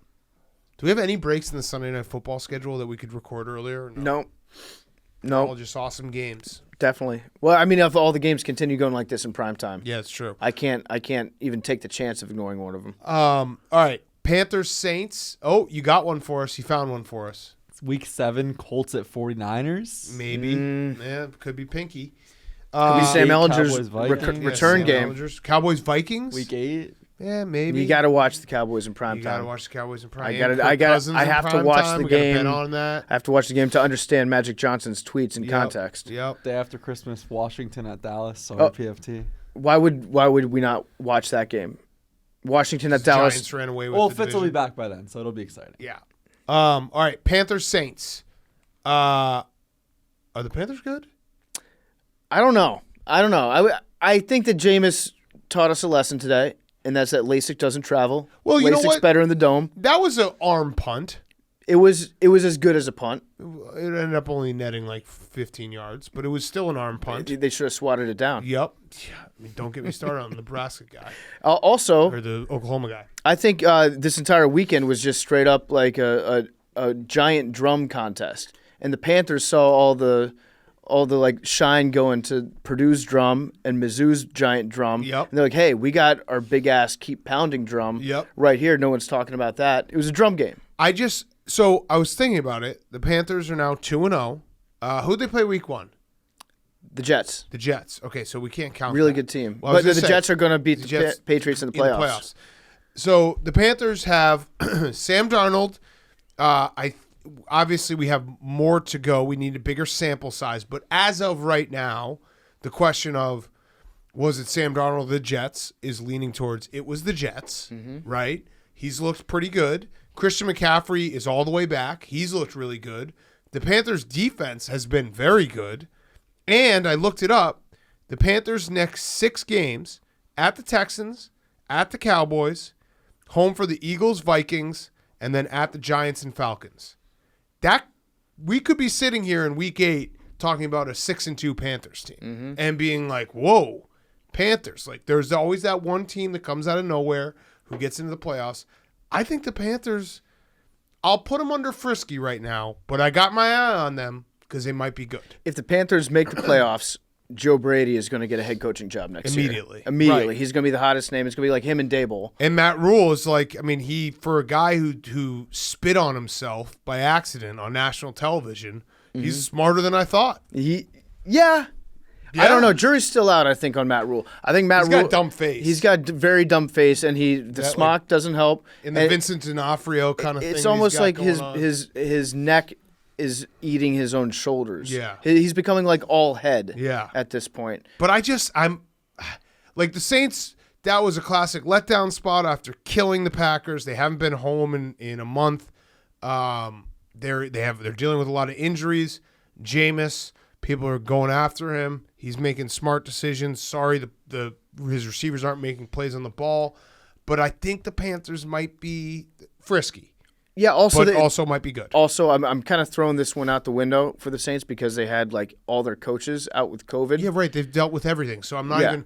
This game doesn't even count, in my opinion, for Jameis's season. No. You know what? If anything, this makes the likelihood that he gets comeback player of the year even higher because he has to come back from the adversity that he faced in week 2 when he threw those bad interceptions. Correct. But do you think that there's like when Drew Brees is on Sunday Night Football tonight and he's talking about the Saints-Panthers game, you think he's relieved that Jameis didn't go out there and throw 5 touchdowns again? Because at that point it becomes, wow, Drew Brees was really, really holding the team back last year. Yeah. I think he's rooting for the Saints to do well. Yeah. But not too well. Right. I agree with you there. I think he definitely. If you put Truth it Serum wouldn't be the worst inside his hair plugs, he would be like, I'd like for them to go 10-6-1. Right. Get a wild card spot. Especially because now that he is retired and he's on TV, he gets like when you go directly to TV, you can get criticized right away. So I think that it would be like, oh, the Drew Brees was really holding him back, and also who the fuck is he trying to fool with his new hair? Right. Like there's some anger that's simmering with Drew Brees. You can't show up with the new hair, try to pass it off, and also be the guy that held your team back. I also like it when guys go straight to TV and they become the biggest unabashed homers ever. Right. So like Tony Dungy will never pick against the Colts. Correct. I want Drew Brees to just be like, my Saints, and to just like get really into defending the Saints on national television. The fact that he hasn't done that, I think it's because he's still feeling like he knows that he was not at the peak of his powers towards the end of his career. By the way, we need to get like who's a guy who's been on a million teams, like Jamal Crawford or someone like that, into TV just to watch them be like, my Hawks, my Clippers. Like, you just see go which down, team he go defends? down the list. Yeah. Uh-huh. Like 15 different teams. Wasn't there a guy recently who got traded? Lou Will? Was Lou Will? Or was Beverly. Beverly, I think, has been on like a million teams. Oh, yeah. He got traded like twice, right? Yeah. He got traded to Memphis and then from Memphis to somewhere else. Yeah. He's been on like half the teams. That would be fun. Spencer Hawes. Spencer Hawes. Yes. I'm just throwing it out there. I got my eyes on the Panthers. I'm throwing it out there. I've got my eyes on the Panthers. I'm be watching what you're doing. I'm be taking notes. I'm watching it when they're playing on Thursday night. Thursday night against the Texans. Mills Mafia. Mills Mafia, watch out. Yeah, but now I've really put myself in a predicament because I said I'd bet on the Texans. But you got your eyes. I got my eyes on the Panthers. Yeah, you got your eyes on the Panthers. But you know what? This could be a letdown game. It could be a letdown game for the Panthers. What are the Texans going to let down from? I mean, David Culley. I hope being extra conservative. I hope David Culley punts on second down on Thursday night. That would be great. I hope he keeps getting better and better. Yeah, he would have. If David Culley was the coach of Penn State, he wouldn't have complained about having to punt. He'd been like, the refs did us a favor. Yeah, thank you. Appreciate it. Limited the opportunities we had to make a mistake. Yes. Got my eyes on the Panthers. That's all I'm going to say. All right. Next up, Broncos, Jaguars. I mean, we have to lead with Urban Meyer releasing a statement. So Broncos win 23-13. Urban Meyer afterwards released a statement. It is the whole team, arm in arm. and it says, hang in there with us. We're going to get better. The one thing about Jacksonville and the 904, go to sleep knowing there's not going to be any group working harder to get this thing flipped.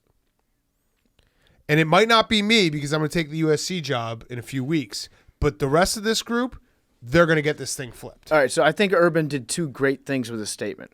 Okay. Number one, I think, well, first of all, the fact that he knew what the area code was, that shows that he's a real Duval guy. Shout out. The first real thing that I thought he did good with his statement was he set himself up very nicely to say, for the good of the team, I will retire from coaching them because I'm not the guy to get the job done here. And I'm taking a look in the mirror, and it's about accountability in this league, starting with myself. Right. Therefore, holding myself accountable, I'm resigning this job to go move to Southern California. Yes. Second thing that I thought he did, well, he also acknowledged Tim Tebow with the general tone of the speech. Yep. But also the Jaguars organization as a whole, by putting this statement out, they have people scrambling to their computers so quickly to just Castellanos meme this statement that no one's stopping to talk about exactly what went wrong in the game and what a bad job that he's actually doing on the field. That's a fantastic point. It really kind of... It sets itself up very nicely for a Castellanos. Has Memes done it yet? No, I'm sure he has, though. He's trying. He wants to. He probably has a burner that's done it. We got to get a shot caller. Yes. But it is very, very big-time Tampa Bay Lightning vibes. Yeah. We know this isn't the result you wanted or asked for, which they then won 2 in a row. So maybe that works. I don't know. The Jags, watch out. It also could have covered up for the Jags tweeting in the first quarter after Trevor Lawrence threw a touchdown pass. Trevor Lawrence is going to be a problem. They were waiting for that to be able to do that, and then he threw 2 interceptions. So, like, a problem for who? Yeah, problem is it's a very open-ended statement on that one. Not sold on Trevor Lawrence, but I'm still saying bust. Right now, he's played like a bust. Trevor Lawrence is a bust. I'd say if you were to re-rank the quarterbacks in the draft right now. Yeah, I love the redrafts, by the way. I love the redrafts. All right, number 1, Sam Ehlinger. Okay. Number 2, you go number 2. Healthy Zach Wilson. Yes. Okay. Number 3, I'm going to go with Trey Lance. Okay. I'm going to take my guy, Justin Fields. Okay. F1. And then I guess Mac Jones. Okay. He's more of a game manager. And then Trevor Lawrence. Lawrence, number 6. Okay, redraft. What? Kellen Mond. Sorry, Kellen Mond, number 6. Okay. Then Mac Jones? Then Trevor Lawrence. Then Trevor Lawrence. Game manager's a good thing. Everyone's a game manager. Would you say? I mean, you couldn't say that Trevor Lawrence is a game manager at this point. Exactly. You wouldn't take a healthy Zach Wilson? He's not even a facilitator. Exactly. Dude's battling serious injury. Billy's like, don't know I think it's his elbows or something. No, I both mean, of his elbows. No, like if he gets, he fell and he hit both of his funny bones. No, but if you get hit on a play and then you have to throw the ball the next play, like, you might have and then it a happens, stinger, and then that happens 3 more times in the game. And also you don't get hit on the plays that you throw the interceptions because again, maybe the play before. No pressure. I mean, no one really talks about the fact that Zach Wilson, his entire body is like that of a 12-year-old. Yeah. So it is a good chance that he might get injured. He's got to lose the headband, by the way. Not to go back to Zach Wilson, but he's got to lose it. Until he gets good, he's got to lose the headband. Headbands are for winners and Jimi Hendrix. Yes. All right, so Trevor Lawrence, though, he had I don't want to say it was a Josh Rosen stat line because he probably threw the ball too many times, but he was 14 for 33, 118 yards. 2 picks. Yeah, not great. He stuffed the stat line a little too much for a Josh Rosen stat line. Like he had 1 touchdown and 2 picks. But I'm still under the assumption that the Jaguars are failing Trevor Lawrence, not Trevor Lawrence is failing the Jaguars. I think it's both. Okay. I don't think, they deserve each other. But credit to Teddy Bridgewater, too. Yes. Spread machine. Dude, I mean, the Broncos are good. What? What are you laughing at? The tweet I just sent you guys. What is it? It's about this game. It's the Jaguars Twitter account tweeted out the handshake of Trevor Lawrence and Teddy Bridgewater in the background. It looks like the Jags mascot is just like. Oh yeah, what's his name? Yep. Jackson DeVille. One of the greatest mascots. Holy shit! He's like, I'm out of here. That's amazing. It looks like he's going full Suey season right now. That's amazing. He's taking a header off the upper deck. Yeah, no, the Broncos. The Broncos are also in. I would put the Broncos in my Panthers category. Start a file for me. Frisky teams I got my eyes on that I might elevate to good. No, I would like to officially elevate the Denver Broncos to good at this point. I think they're good. I thought that the Jaguars were going to win this game outright, but the Broncos look really good on the road. And they're also going to be 3-0 because they play the Jets next week. And we haven't even dipped into Denver October yet. Yep. What's Denver October? It's just tough to play in Denver in the month of October. September. And October. September's the real one. October as well, right? We used to call it Brocktober. No, I think it's just September. But we can count. We can extend it if you'd like to. Yeah, spooky season. Yeah, it's a combo of the altitude and the heat in September. They play the Ravens week 4. That will be a big first test. They have a bye next week against the Jets, and then they play the Ravens in Denver. So there we go. What? All right, next up, Cardinals Vikings. This game was fucking awesome. Back and forth, crazy plays. Kyler Murray's insane. He had a couple bad throws. We'll throw that out there. But he was making insane plays, including the when the Vikings went like all-out blitz on him at 4th and 5, and he threw that ball to basically win the game. Obviously, the Vikings missed a kick. The Kirk Cousins defenders almost had their day, but they didn't. But Dalvin Cook was insane for the Vikings. Yeah, Kirk Cousins had a very good first half. Yeah. But also this game was filled with the college defense type lapses where the secondary just forgot to cover a guy on both sides. It was chaos. Yeah, it was chaos. There was always a guy that was just running free with 15 yards of grass around him. And to Kirk's credit, he hit his receivers when he had to in the first half. But it almost felt like watching those first 2 quarters of craziness that the game was going to grind to a halt in the second half. And it kind of did. And stop me if you heard this before, but the Minnesota Vikings kicking game blew another easy chip shot for a win. It's just something about that position in Minnesota. They're just never going to get it right. And what's the craziest part is it's so cruel that last week he hit like a big kick to go to overtime. And then this week to win a game, he can't hit it. Whoever it is. I just assume it's Blair Walsh still. Oh, fun stat about Kyler Murray, a little sabermetrics. Yeah. He's never seen Star Wars. Oh, same with me. I like him a little bit more. I've never seen. I think I've seen most of, episode 1, The Empire Strikes Back. I've never seen any of them. Yeah, I've seen the original one. Hank's shaking his head. At least like 2/3 of it. But they were asking him, "Are you doing the Baby Yoda celebration after the touchdown?" He's like, "I have no idea what Baby Yoda is." That tells me also that he's not on Twitter, which is. I mean, I know he's got the K1 account, but he doesn't spend any time on the website or the app because he would have seen the Baby Yoda memes. Well, and he's also like he looks like Baby Yoda. People looks make that because he's so small. Yeah, I think people have actually done that. Height update. That's what Chandler Jones calls him. Oh, Baby Yoda. Okay, he looked taller in week 1. No. Looked shorter week 2. Looked really In short. the Reds. Yeah. He was awesome though. It's so much fun to watch him play. And the Vikings should have won this game. I really do think that because they were just running all over the Cardinals. They obviously were in a place to win that game. It was also a very pro-Vikings crowd down in Arizona, and that's because that's where all the old people from Minnesota go to retire. Correct. They don't move to Florida. They move to Arizona. Midwest goes to Arizona. Yeah. Yes. I think there was like a false start in the first half. There was. That was caused by the Minnesota Vikings fans. And Rondale Moore, shout out Purdue. That's my nice thing about Purdue. Boiler up. I love Rondale Moore. He's awesome. But when he gets the ball in the open field, sometimes I think it's Kyler Murray running with the ball. Yeah, they do kind of have a similar look to him. And yeah, I just rewatched that touchdown he had. There was no one even close to him. Mm-hmm. And then J.J. Watt, like tweeting about like the AFC Richmond shirt and being like, just like Ted Lasso says, you got to believe. That's just J.J. Watt. I expected that.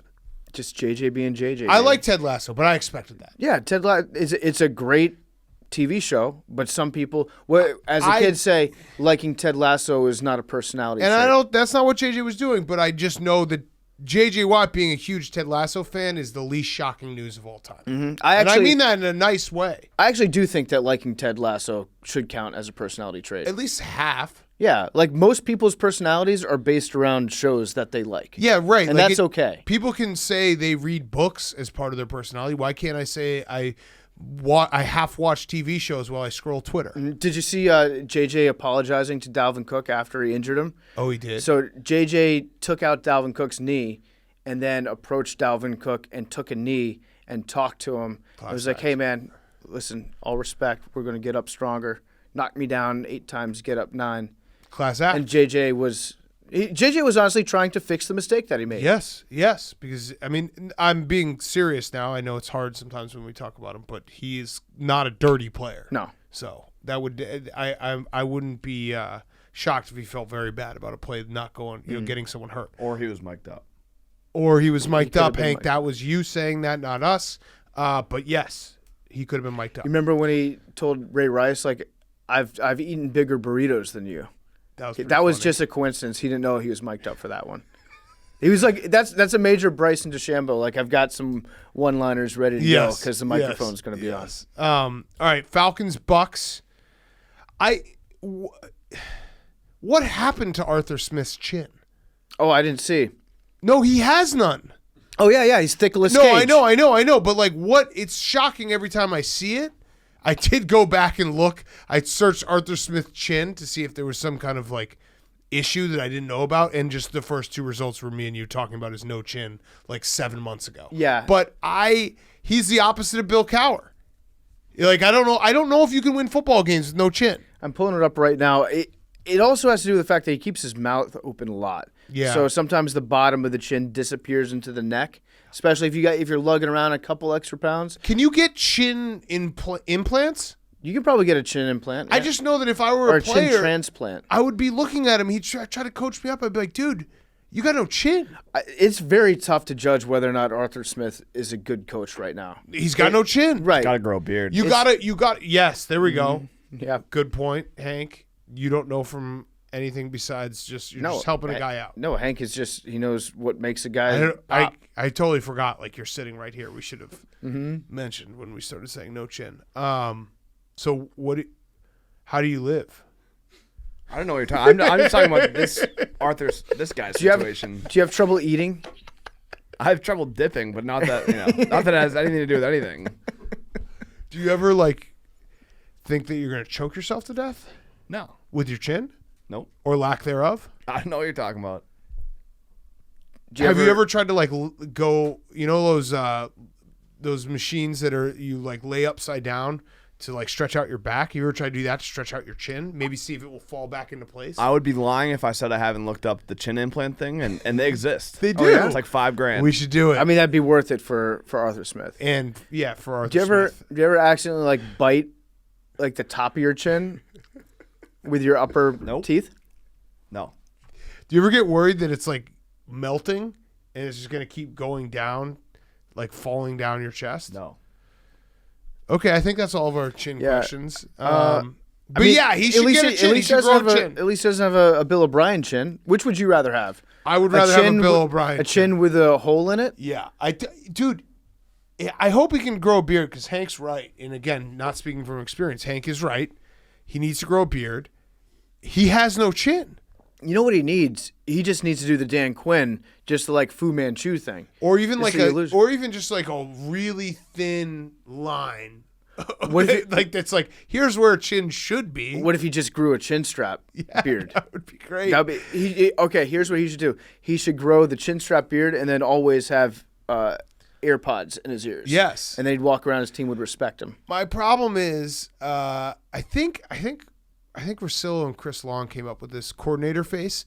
Arthur Smith has coordinator face. When you look at him, he should be up in the booth with, a Diet Coke and a shitload of dip in his mouth. Mm-hmm. He shouldn't, like, when I see him on the sideline and something bad happens, I'm like, oh God, this guy, he doesn't know what he's doing. I think the problem with Arthur Smith is he doesn't have a thing about him. Like, he's thingless. If you look at his face, it's like, even his name. Yeah, like at least Matt Patricia put a pencil in his ear. Right. And was like a little husky and had a giant beard and wore his hat backwards and really stunk. Yeah, Tom Sula farted in press conferences. Tom Sula is he's overflowing with things. He's got things for days. Arthur Smith, the only thing that you can say about Arthur Smith is, yeah, he looks like the son of the guy that owns FedEx. Right. And he's got no chin. And no chin. Right.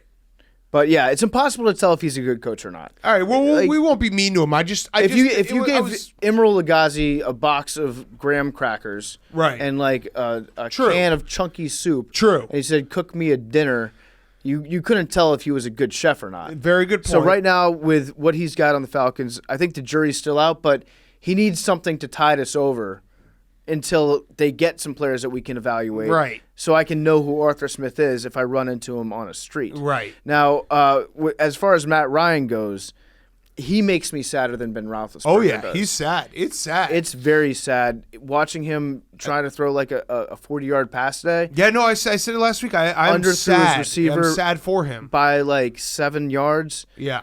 It's a sad situation. And guess what? The Falcons were actually competitive in this game, and then we had the back-to-back pick sixes that I didn't realize, because when you're sitting there watching all of NFL Sunday and there's a million TVs and a million things, I thought it was a replay. It was the same guy. Mike Edwards had back-to-back pick sixes like 3 minutes apart. The Falcons were in that game. It was, well, not in that game, but they were down 10. They were covering, and then those two pick sixes happened, and it was lights out. So I give them credit for hanging around a little bit against the Bucs team that we all think is, I mean, they are Super Bowl favorites. Gronk somehow is young Gronk again. I don't understand how Gronk that is officially happened. back today. Yeah, officially back. And, I think the Bucs are going to just, like, cruise through the regular season. From all the valor he's stolen. Yeah, that's true. Yeah. Billy gets Good point, visibly upset when Gronk's commercial comes on. It's not right. I want to give credit to Mike Evans. Our coworker Stephen Shea pointed this out, but I think that we need to use our platform to Yes. amplify what a good thing Mike Yes. Evans did today. Yes, please. He scored a touchdown and he handed the ball to a grown man in the To an stands. adult. So Cam Newton, he makes it all about, oh, look at me, I'm Cam Newton, I'm doing all this cool stuff. I'm going to score a touchdown and I'm going to hand the ball to a kid who Yep. looks up to me because I'm being a role model for him. Just being selfish because he knows the camera's on him. Mike Evans, on the other hand, he does not discriminate between handing the ball to a child or an adult male autograph collector. Right. So congratulations to Mike Evans. Thank you for your service. Yes. Adult Steven- male memorabilia collectors are people too. Yeah, so Steven, he's been on this show. You've heard him on the show. Steven tweeted, I love that Mike Evans will give the ball to kids and adults alike. I'd probably melt if he ever threw me a TD ball. But Steven he's Mac with Chase Utley in Always Sunny. Yeah. Like, he just wants a catch with Mike Evans. Steven- That's all he wants. Stephen Shea is every guy in the background of a Buffalo Wild Wings commercial. Yes. Sincerely. I mean that in a good way. Yeah. I think Steven is a good guy, very nice guy. Very nice guy. And I actually do think that he would melt if Mike Evans tossed him a ball. Probably I think he melt would if he ever threw me a I think TD he would ball. just he would crumble into a little pile. And Ooh, Mike! I'm your biggest fan. Like He if brings Steven, his own son to the game. He's a father of two. Steven, so let's say he's not with his kids, but he's at a game. He catches a ball from Mike Evans, and there's like a bunch of little kids. No chance. One row behind him. No. Suck it, losers. No. Yeah. No, Steven got it. I think Steven brings his own football to a game. So he would turn around and hand his football to the kids Yeah. and hang And- on to the Mike Evans. And let's be honest, Steven would catch the ball better than anyone else because he'd have his receiver's gloves on. Yeah. So he'd be good. Also, I mean, are any of these kids out there running a 4.740? I don't think so. We really need Mike. No, 4.7. I thought that's what he just clocked in at. Like Well, now what he he runs said. a 4.7. In his peak, he was a 4.4. 4.4. He's a 4.4 guy. He's a speed merchant. He had speed, NFL speed, Top level. top level NFL speed. That was with pads on, too. Yeah, when he was 21 years old. No big deal. But yeah, credit to Mike Evans. Thank you, sir. Billy's looking at me. What the fuck? All right, yeah. So we need to get Steven a game ball. I will not rest until that happens. All right, wrapping up. We got two more games. Cowboys Chargers. This game was painful to watch. I actually tweeted out during it, and I really stand by it. If you told me what hell is, if you said, hey, you're going to hell, it would be that I have to bet this over and watch this game on loop, because it felt like there were a million touchdowns called back. There were only 2 for the Chargers. There were 20 penalties. It was sloppy. Every drive, like, both teams could operate their offense and then nothing would happen out of it. Yeah, it was like if you're playing basketball against your older brother and you're beating him for the first time ever, and he keeps calling made-up fouls in the game to not let you win. That's what was happening to both teams' offenses. Every time anything good would happen, the flag bug would pop up at the bottom, and we'd have to redo the entire shitty play all over again. The Chargers had one ball. I think they caught it like the 2-yard line. They were getting ready to score a touchdown towards the end of the game, and we knew the second they got the ball at the 2-yard line. You said it before. I was like, well, there's going to be like a holding, then an offensive pass interference, then a delay of game, and they're going to get backed up, and if they're lucky, they'll make a field goal. Turns out I was wrong. They called illegal shift instead of the holding, and then they got backed up. Then Justin Herbert got called. Well, they called a sack on Justin Herbert when he was stiff-arming a guy. The refs very astutely did not let Justin Herbert get sacked and then have somebody taunt him after the sack. So they just blew the play dead.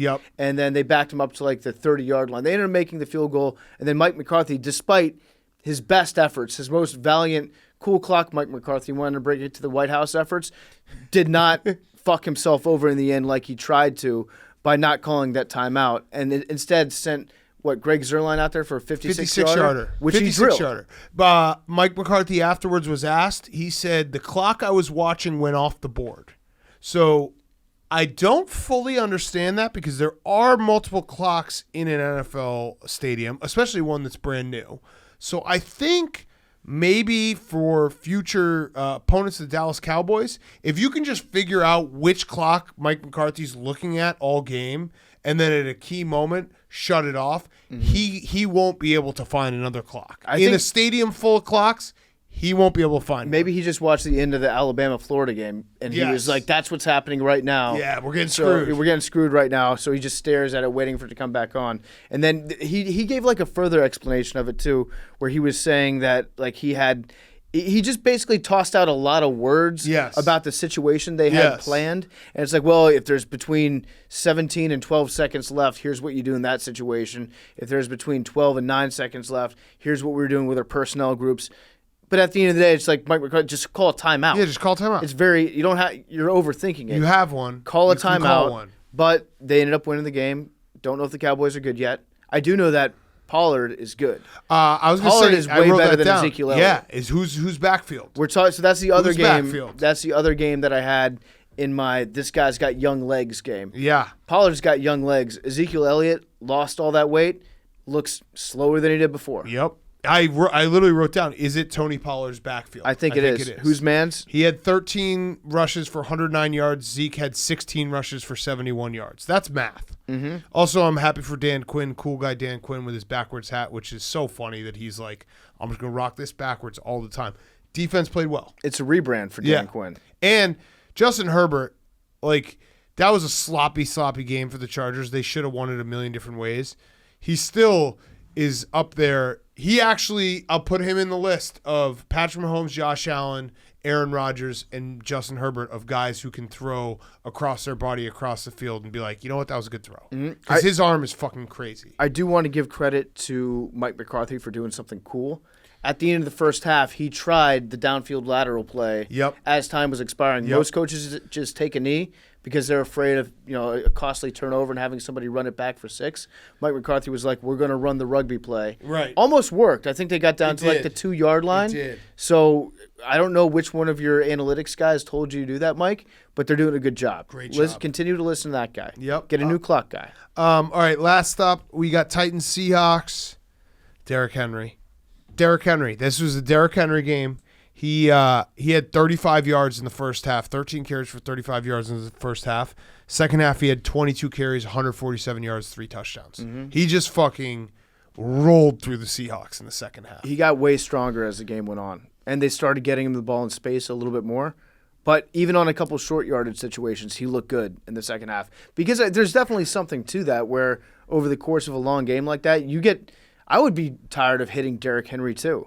Yeah, I get tired doing a podcast for an hour and a half. I'm exhausted right now. So it's 1:27 we've watched football for 12 hours today. Such a long day. I'm exhausted by that. I can't imagine. Tired. It's probably almost as exhausting trying to tackle Derrick Henry. Yes. Yeah. No, we're one and the same. Also, this was just such a Seahawks game to have, essentially have it won and then have chaos happen and almost win it again and then almost get a walk-off safety against you.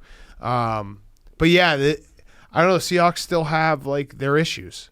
Yeah. I don't really know what else to say. Big issue they have is they don't have Fat Randy. Yeah, Fat Randy came is out there back. looking good, Hell yes. looking nice and thick. Fat Randy looking like probably stopped by Pike Place Market, cut a few fish in his mouth before the game. Yep. He looked good. He was wearing like 7 undershirts Yep. when he went out there trying to really disguise it, but you can't fool us, Fat Randy. This game had everything though. It had the Tyler Lockett, like holy shit, how is he that open? Bomb touchdown, moon ball. Derrick Henry doing Derrick Henry shit, and then Fat Randy. Where do we stand on Ryan Tannehill this season? I'm whatever. I am of the mindset that I think Arthur Smith had a very big part in making Ryan Tannehill Okay. into Ryan The Tannehill. chinless wonder. Yeah. I think it's tough to recreate that momentum they had going. It's gonna be so awkward when we get Arthur Smith on the podcast in like a year. I don't know how we're gonna do that one. I think we're We'll just figure it out. yeah. We've We're just gonna tell we've him- done weirder ones. We should draw a beard on him. Yeah, we should just give him a but. Yeah, we should actually have him do it. Do the entire interview like Wilson from Home Improvement. There you go. Yeah, Just stand from behind the the fence. fence, yeah. That's what he should do. I mean, yeah, Saw fence on the I think Falcons sideline. he has very normal eyes and a perfectly average forehead. Yeah, the forehead is beautiful. I would it go is- it as is far a as to say forehead. beautiful. Beautiful forehead. It's a good forehead. Yes, great forehead. All right, those are all the games. Let's do football guy of the week, and then let's do who's back of the week, and we'll send everyone on their way. Reminder, we're going to talk college football on Wednesday. That's what we're going to do this fall because we have so much stuff that we have to talk about on Sundays. So we will talk college football on Wednesday. All right, football guy of the week brought to you by our friends at Chevy. Chevy's the strongest, most advanced Silverado. Silverado strong, advanced, dependable, hardworking. Silverado's dependable like the people who drive them. The design is big, bold, and commanding, and this truck turns heads. Whether you're trying to tailgate, haul, tow your boat, RV, off-roading, moving day, all of it. Chevy is the best. It's one of our favorite partners with grit and determination. Anything is possible, and Silverado is a partner in that. So check it out if you're looking for a truck, if you're trying to become a truck person. If you aren't a truck person, you want to be a truck person, Chevy Silverado is where you should go. It's the strongest, most advanced Silverado ever. I love the Chevy Silverado. I'm going to buy a Chevy Silverado one day. I'm not a truck guy right now. I live in New York City, but someday I would like to be a truck guy, and I will get a Chevy Silverado. That is a personal guarantee. Okay, football guy of the week. Because football guys, strong, tough, Chevy Silverado. Boom. Our first football guy of the week nominee is a Arizona high school football coach from Prescott named Cody Collette, who found out that he had a heart attack after getting ejected from a high school football game. So during the game, he started feeling chest pains, then saw a penalty that he did not agree with, went out on the field, started arguing with the ref, got ejected. Then when he was going home, he realized that something was wrong with his heart, went to the hospital. Turns out he was having a heart attack during the game while he got the penalty. Damn, Dicka. So, yeah, so he Dicka-esque. had a heart attack on the field, coached through it, and promptly got kicked out. This next one, football guy of the week nominee, is a high school kid who is part of a really interesting high school game we'll get not to. just becoming high school football guys of the week. Well, no, but fine. there's other stuff. But Yeah. he's from another story that we'll come to. But he puked on the ball before throwing a game-winning touchdown. Like while the So- ball was in play. So the ball was in play. He got the snap. He brought it up. Where did you see this? It's on It's on Sports Reddit. Center. It's on Reddit. It was No. on Sports Center? Yeah, he pukes on the ball, then throws it. You saw in it on Sports Center? Yeah, there's a video if you want to see it. I would love Okay. to, yeah. Yeah, pull it up. And then, Okay, I'll pull up the video. well, I don't have internet on my computer right now. It's been Obviously.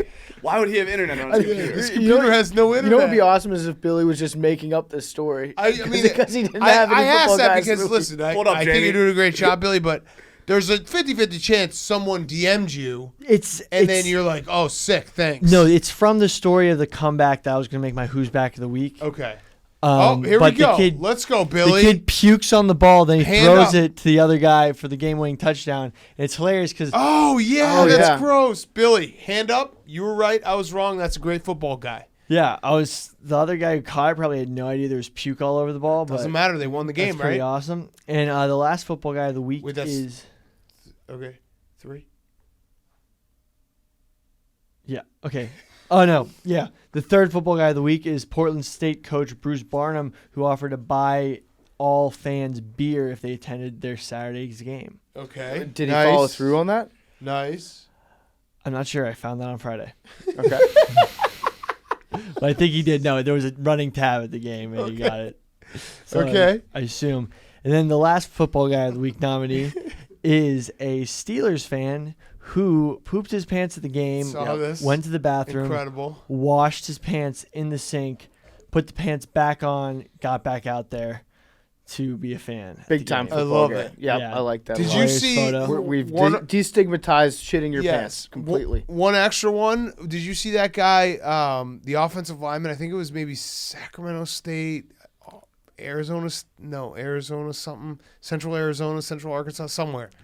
It was an offensive lineman, and he caught the kickoff, and he just started. Oh, it was like Central Missouri or something. He started just basically. There's like 5 guys trying to tackle him. He was just fist fighting everyone down. It was awesome. It was an incredible highlight. Yeah, I saw that. Yeah, that was so a big awesome. dude. Yes, he was like, "This is my time to shine. I can legally just punch everyone in the face." It looked like a movie character who's just like in the middle of battle, getting attacked by all Yes. like by far the strongest guy in an army, getting attacked by like 20 opposing forces and just taking out as many as he can. I just love whenever an offensive lineman gets the ball because they just something comes over them. Like, this is my whole life.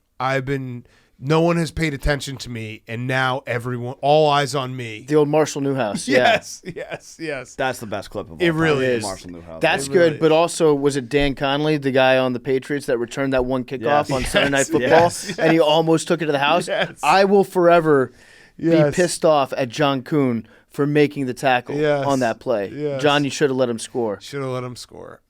Billy, good job. Love those football guys of the week. So make sure you vote football guys of the week. All right, let's wrap up. So we have Who's Back of the Week, brought to you by Cash App. Cash App is back. Cash App is always back. Cash App is where you can buy Bitcoin, stocks, anything you want. Cash App links directly to your bank account. Super easy to use. The Cash App is the best app in the world. And if you use code Barstool, you get $10 for free. $10 for free, $10 to the ASPCA.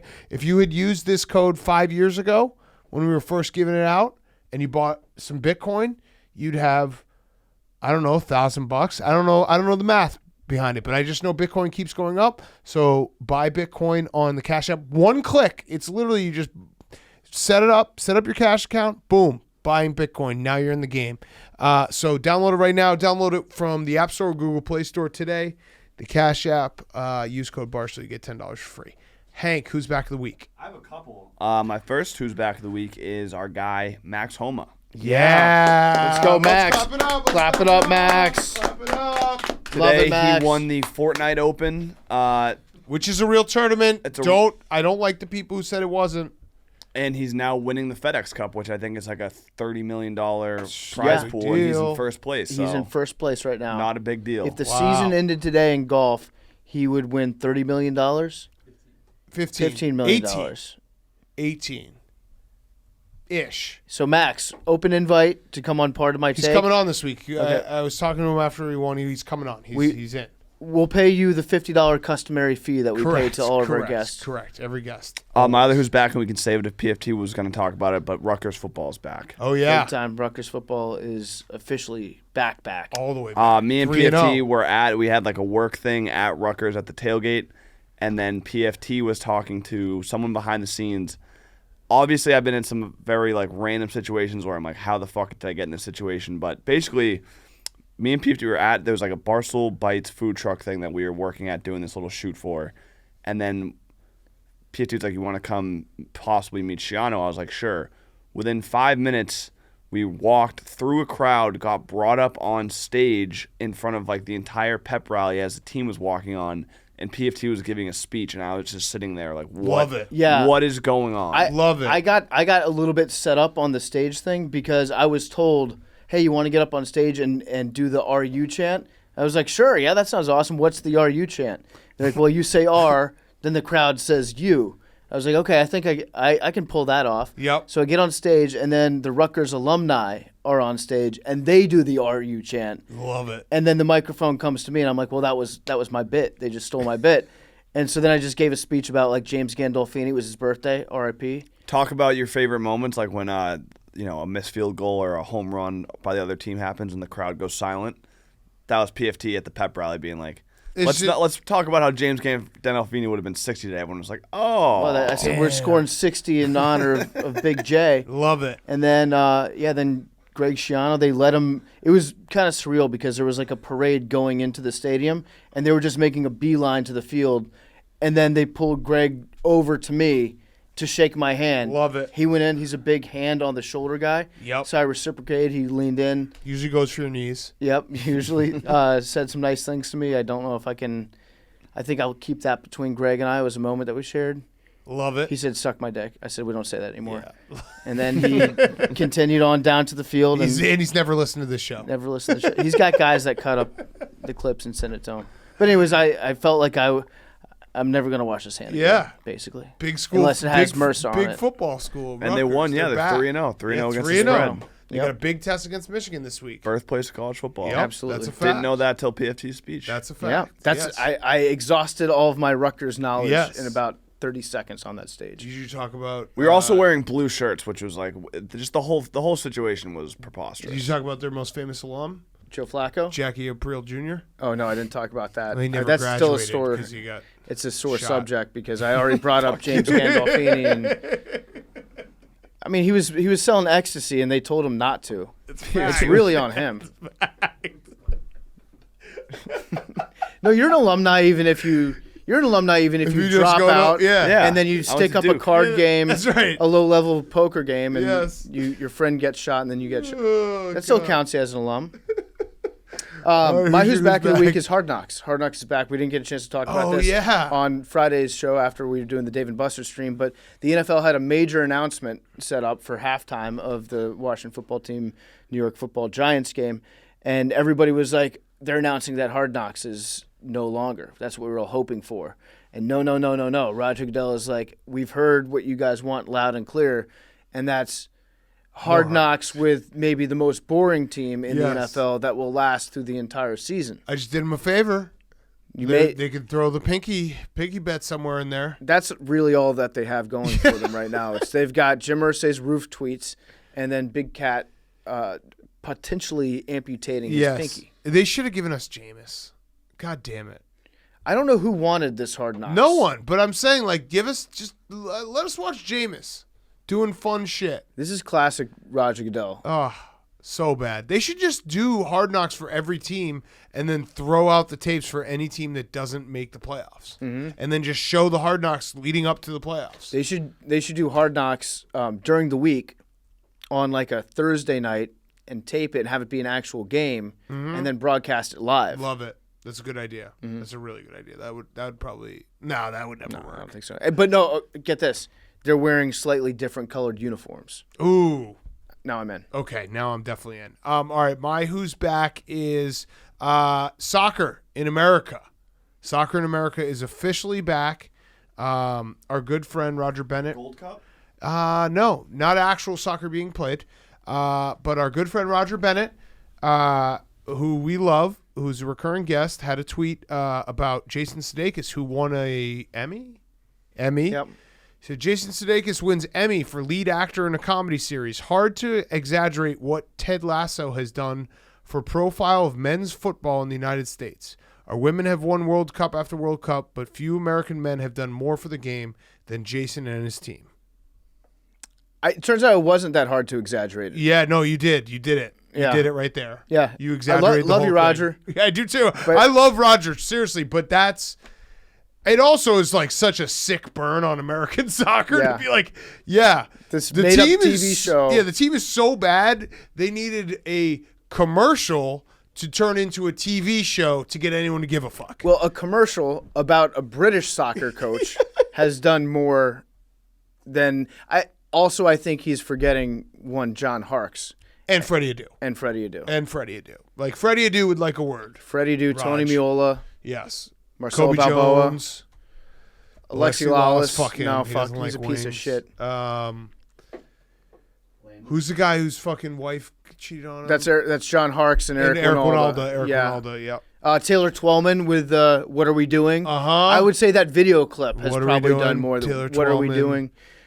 There's Clint Dempsey. Clint Dempsey and Clint Mathis. Clint Mathis. Howard, recurring guest. What's the guy's Tim name? Howard, the kid, Brad the Friedel, kid, Casey the, Keller. The fucking coach's son that just keeps getting to play on the Bradley. team. Michael Bradley. Jurgen Who name Klinsmann? searches himself. Really? Yeah. I would say Billy, start tweeting Klinsmann. Michael Bradley tweets like every other day and see if he'll ever block you. Don't tag him though. Just see. Okay? Who is that? He's a guy who gets to play on the US team because his dad was a coach. Oh, Ricardo Pepi. Yeah. El Tren. Our new guy, Pulisic. I would say he's the new So yeah, there's a Pulisic, lot of yeah. guys who've done a lot for soccer, okay, but yes. Also Ted Lasso. Ted Lasso has done something for soccer. I mean, J.J. Watt is wearing the shirt. Has J.J. Watt done more for American soccer than any other player? It's a good question. Any other athlete? Very good question. Jake, you're who's back? I got two quick ones. First is Gus Johnson back in the NFL booth. First game since 2010 with Aqib Talib, who had a lot of swag in the booth today. Saw that. Yeah, so that was I'm pretty sorry, cool. I'm just Wait, not. I know. Whose chain? Is that Michael Crabtree's chain? That'd be so sick if it was. Yeah, I it don't would. know. Yeah, it would. If you said Michael on it. Yeah. I I'm know. sorry, you- I'm I just know gonna your stay stance with. on it. I'm gonna stay with it. I don't. Gus Johnson football does not work for He me. does have some iconic touchdown calls. Stokely, Yeah, Mike Thomas. sure. Um, Also, shout out Tony Romo. Very unprofessional at the end of the game, forcing Jim Nance to make a prediction. Disgusting. Disgusting act. there's a reason Kirk doesn't do it on game day. Jim Nance was so uncomfortable. He's like, I don't know. He's like, Yeah. oh, that's not a prediction. Well, it's because Tony had been like throwing up on him throughout the fourth quarter. Did you hear that noise? Oh, yeah. I I clipped it. And then second, quickly, who's back is Kawhi Leonard going viral in the offseason. So Yeah. the Clippers had their groundbreaking event for their new Oh, yeah. their new arena, and there was just a concert celebrating, and then Kawhi and Paul George just sitting there. So funny. Kawhi Leonard, No emotion. he always looks like he's at like a dance recital for his stepson. Yes. Just Yes. does not give a shit. Yes. Yeah. Not even stepson. His girlfriend's son. Yeah. So not officially stepson. Yeah, his girlfriend's son while Monday Night Football is on. Yeah, and he's not. And they've only been dating for like a month, so like doesn't really like the kid. No offense. The kid's also a piece of shit. Yeah, in this kid's scenario. total piece of shit. All right, Billy, wrap us up. Send us home. My who's back is high school football. There's an insane. Getting a lot of you play know- on part of my take these Because days. a kid like he puked on a ball. That was actually my first who's back ever in 2017. High school football. Was high school football. Yeah, I remember that. No. So come a basically, long way. No, but we just gotta talk about this insane game. Basically, there was. Wait, a you're huge- serious? Yeah. was Okay, a- all right. it was a sorry. sick There was a game. huge. That was an awesome. I thought that was a great joke, Shout out but my it's not friend a Drew on joke. the call. Yeah, it's he was. real. Yeah. So there was this game. It was on This is ESPN real. between This is real, folks. Hamilton. Oh, I saw this. Yeah, Yes, Hamilton yes, it was Powerhouse awesome. Bishop You're right. Gorman. You're Bishop right. Gorman, Tate Martell's high school. Team From Martell QB1. sucks, dude. He's starting for University of Las Vegas. Team Martell's so I bad. know, but that's where you might But know the how- school. But how bad? How?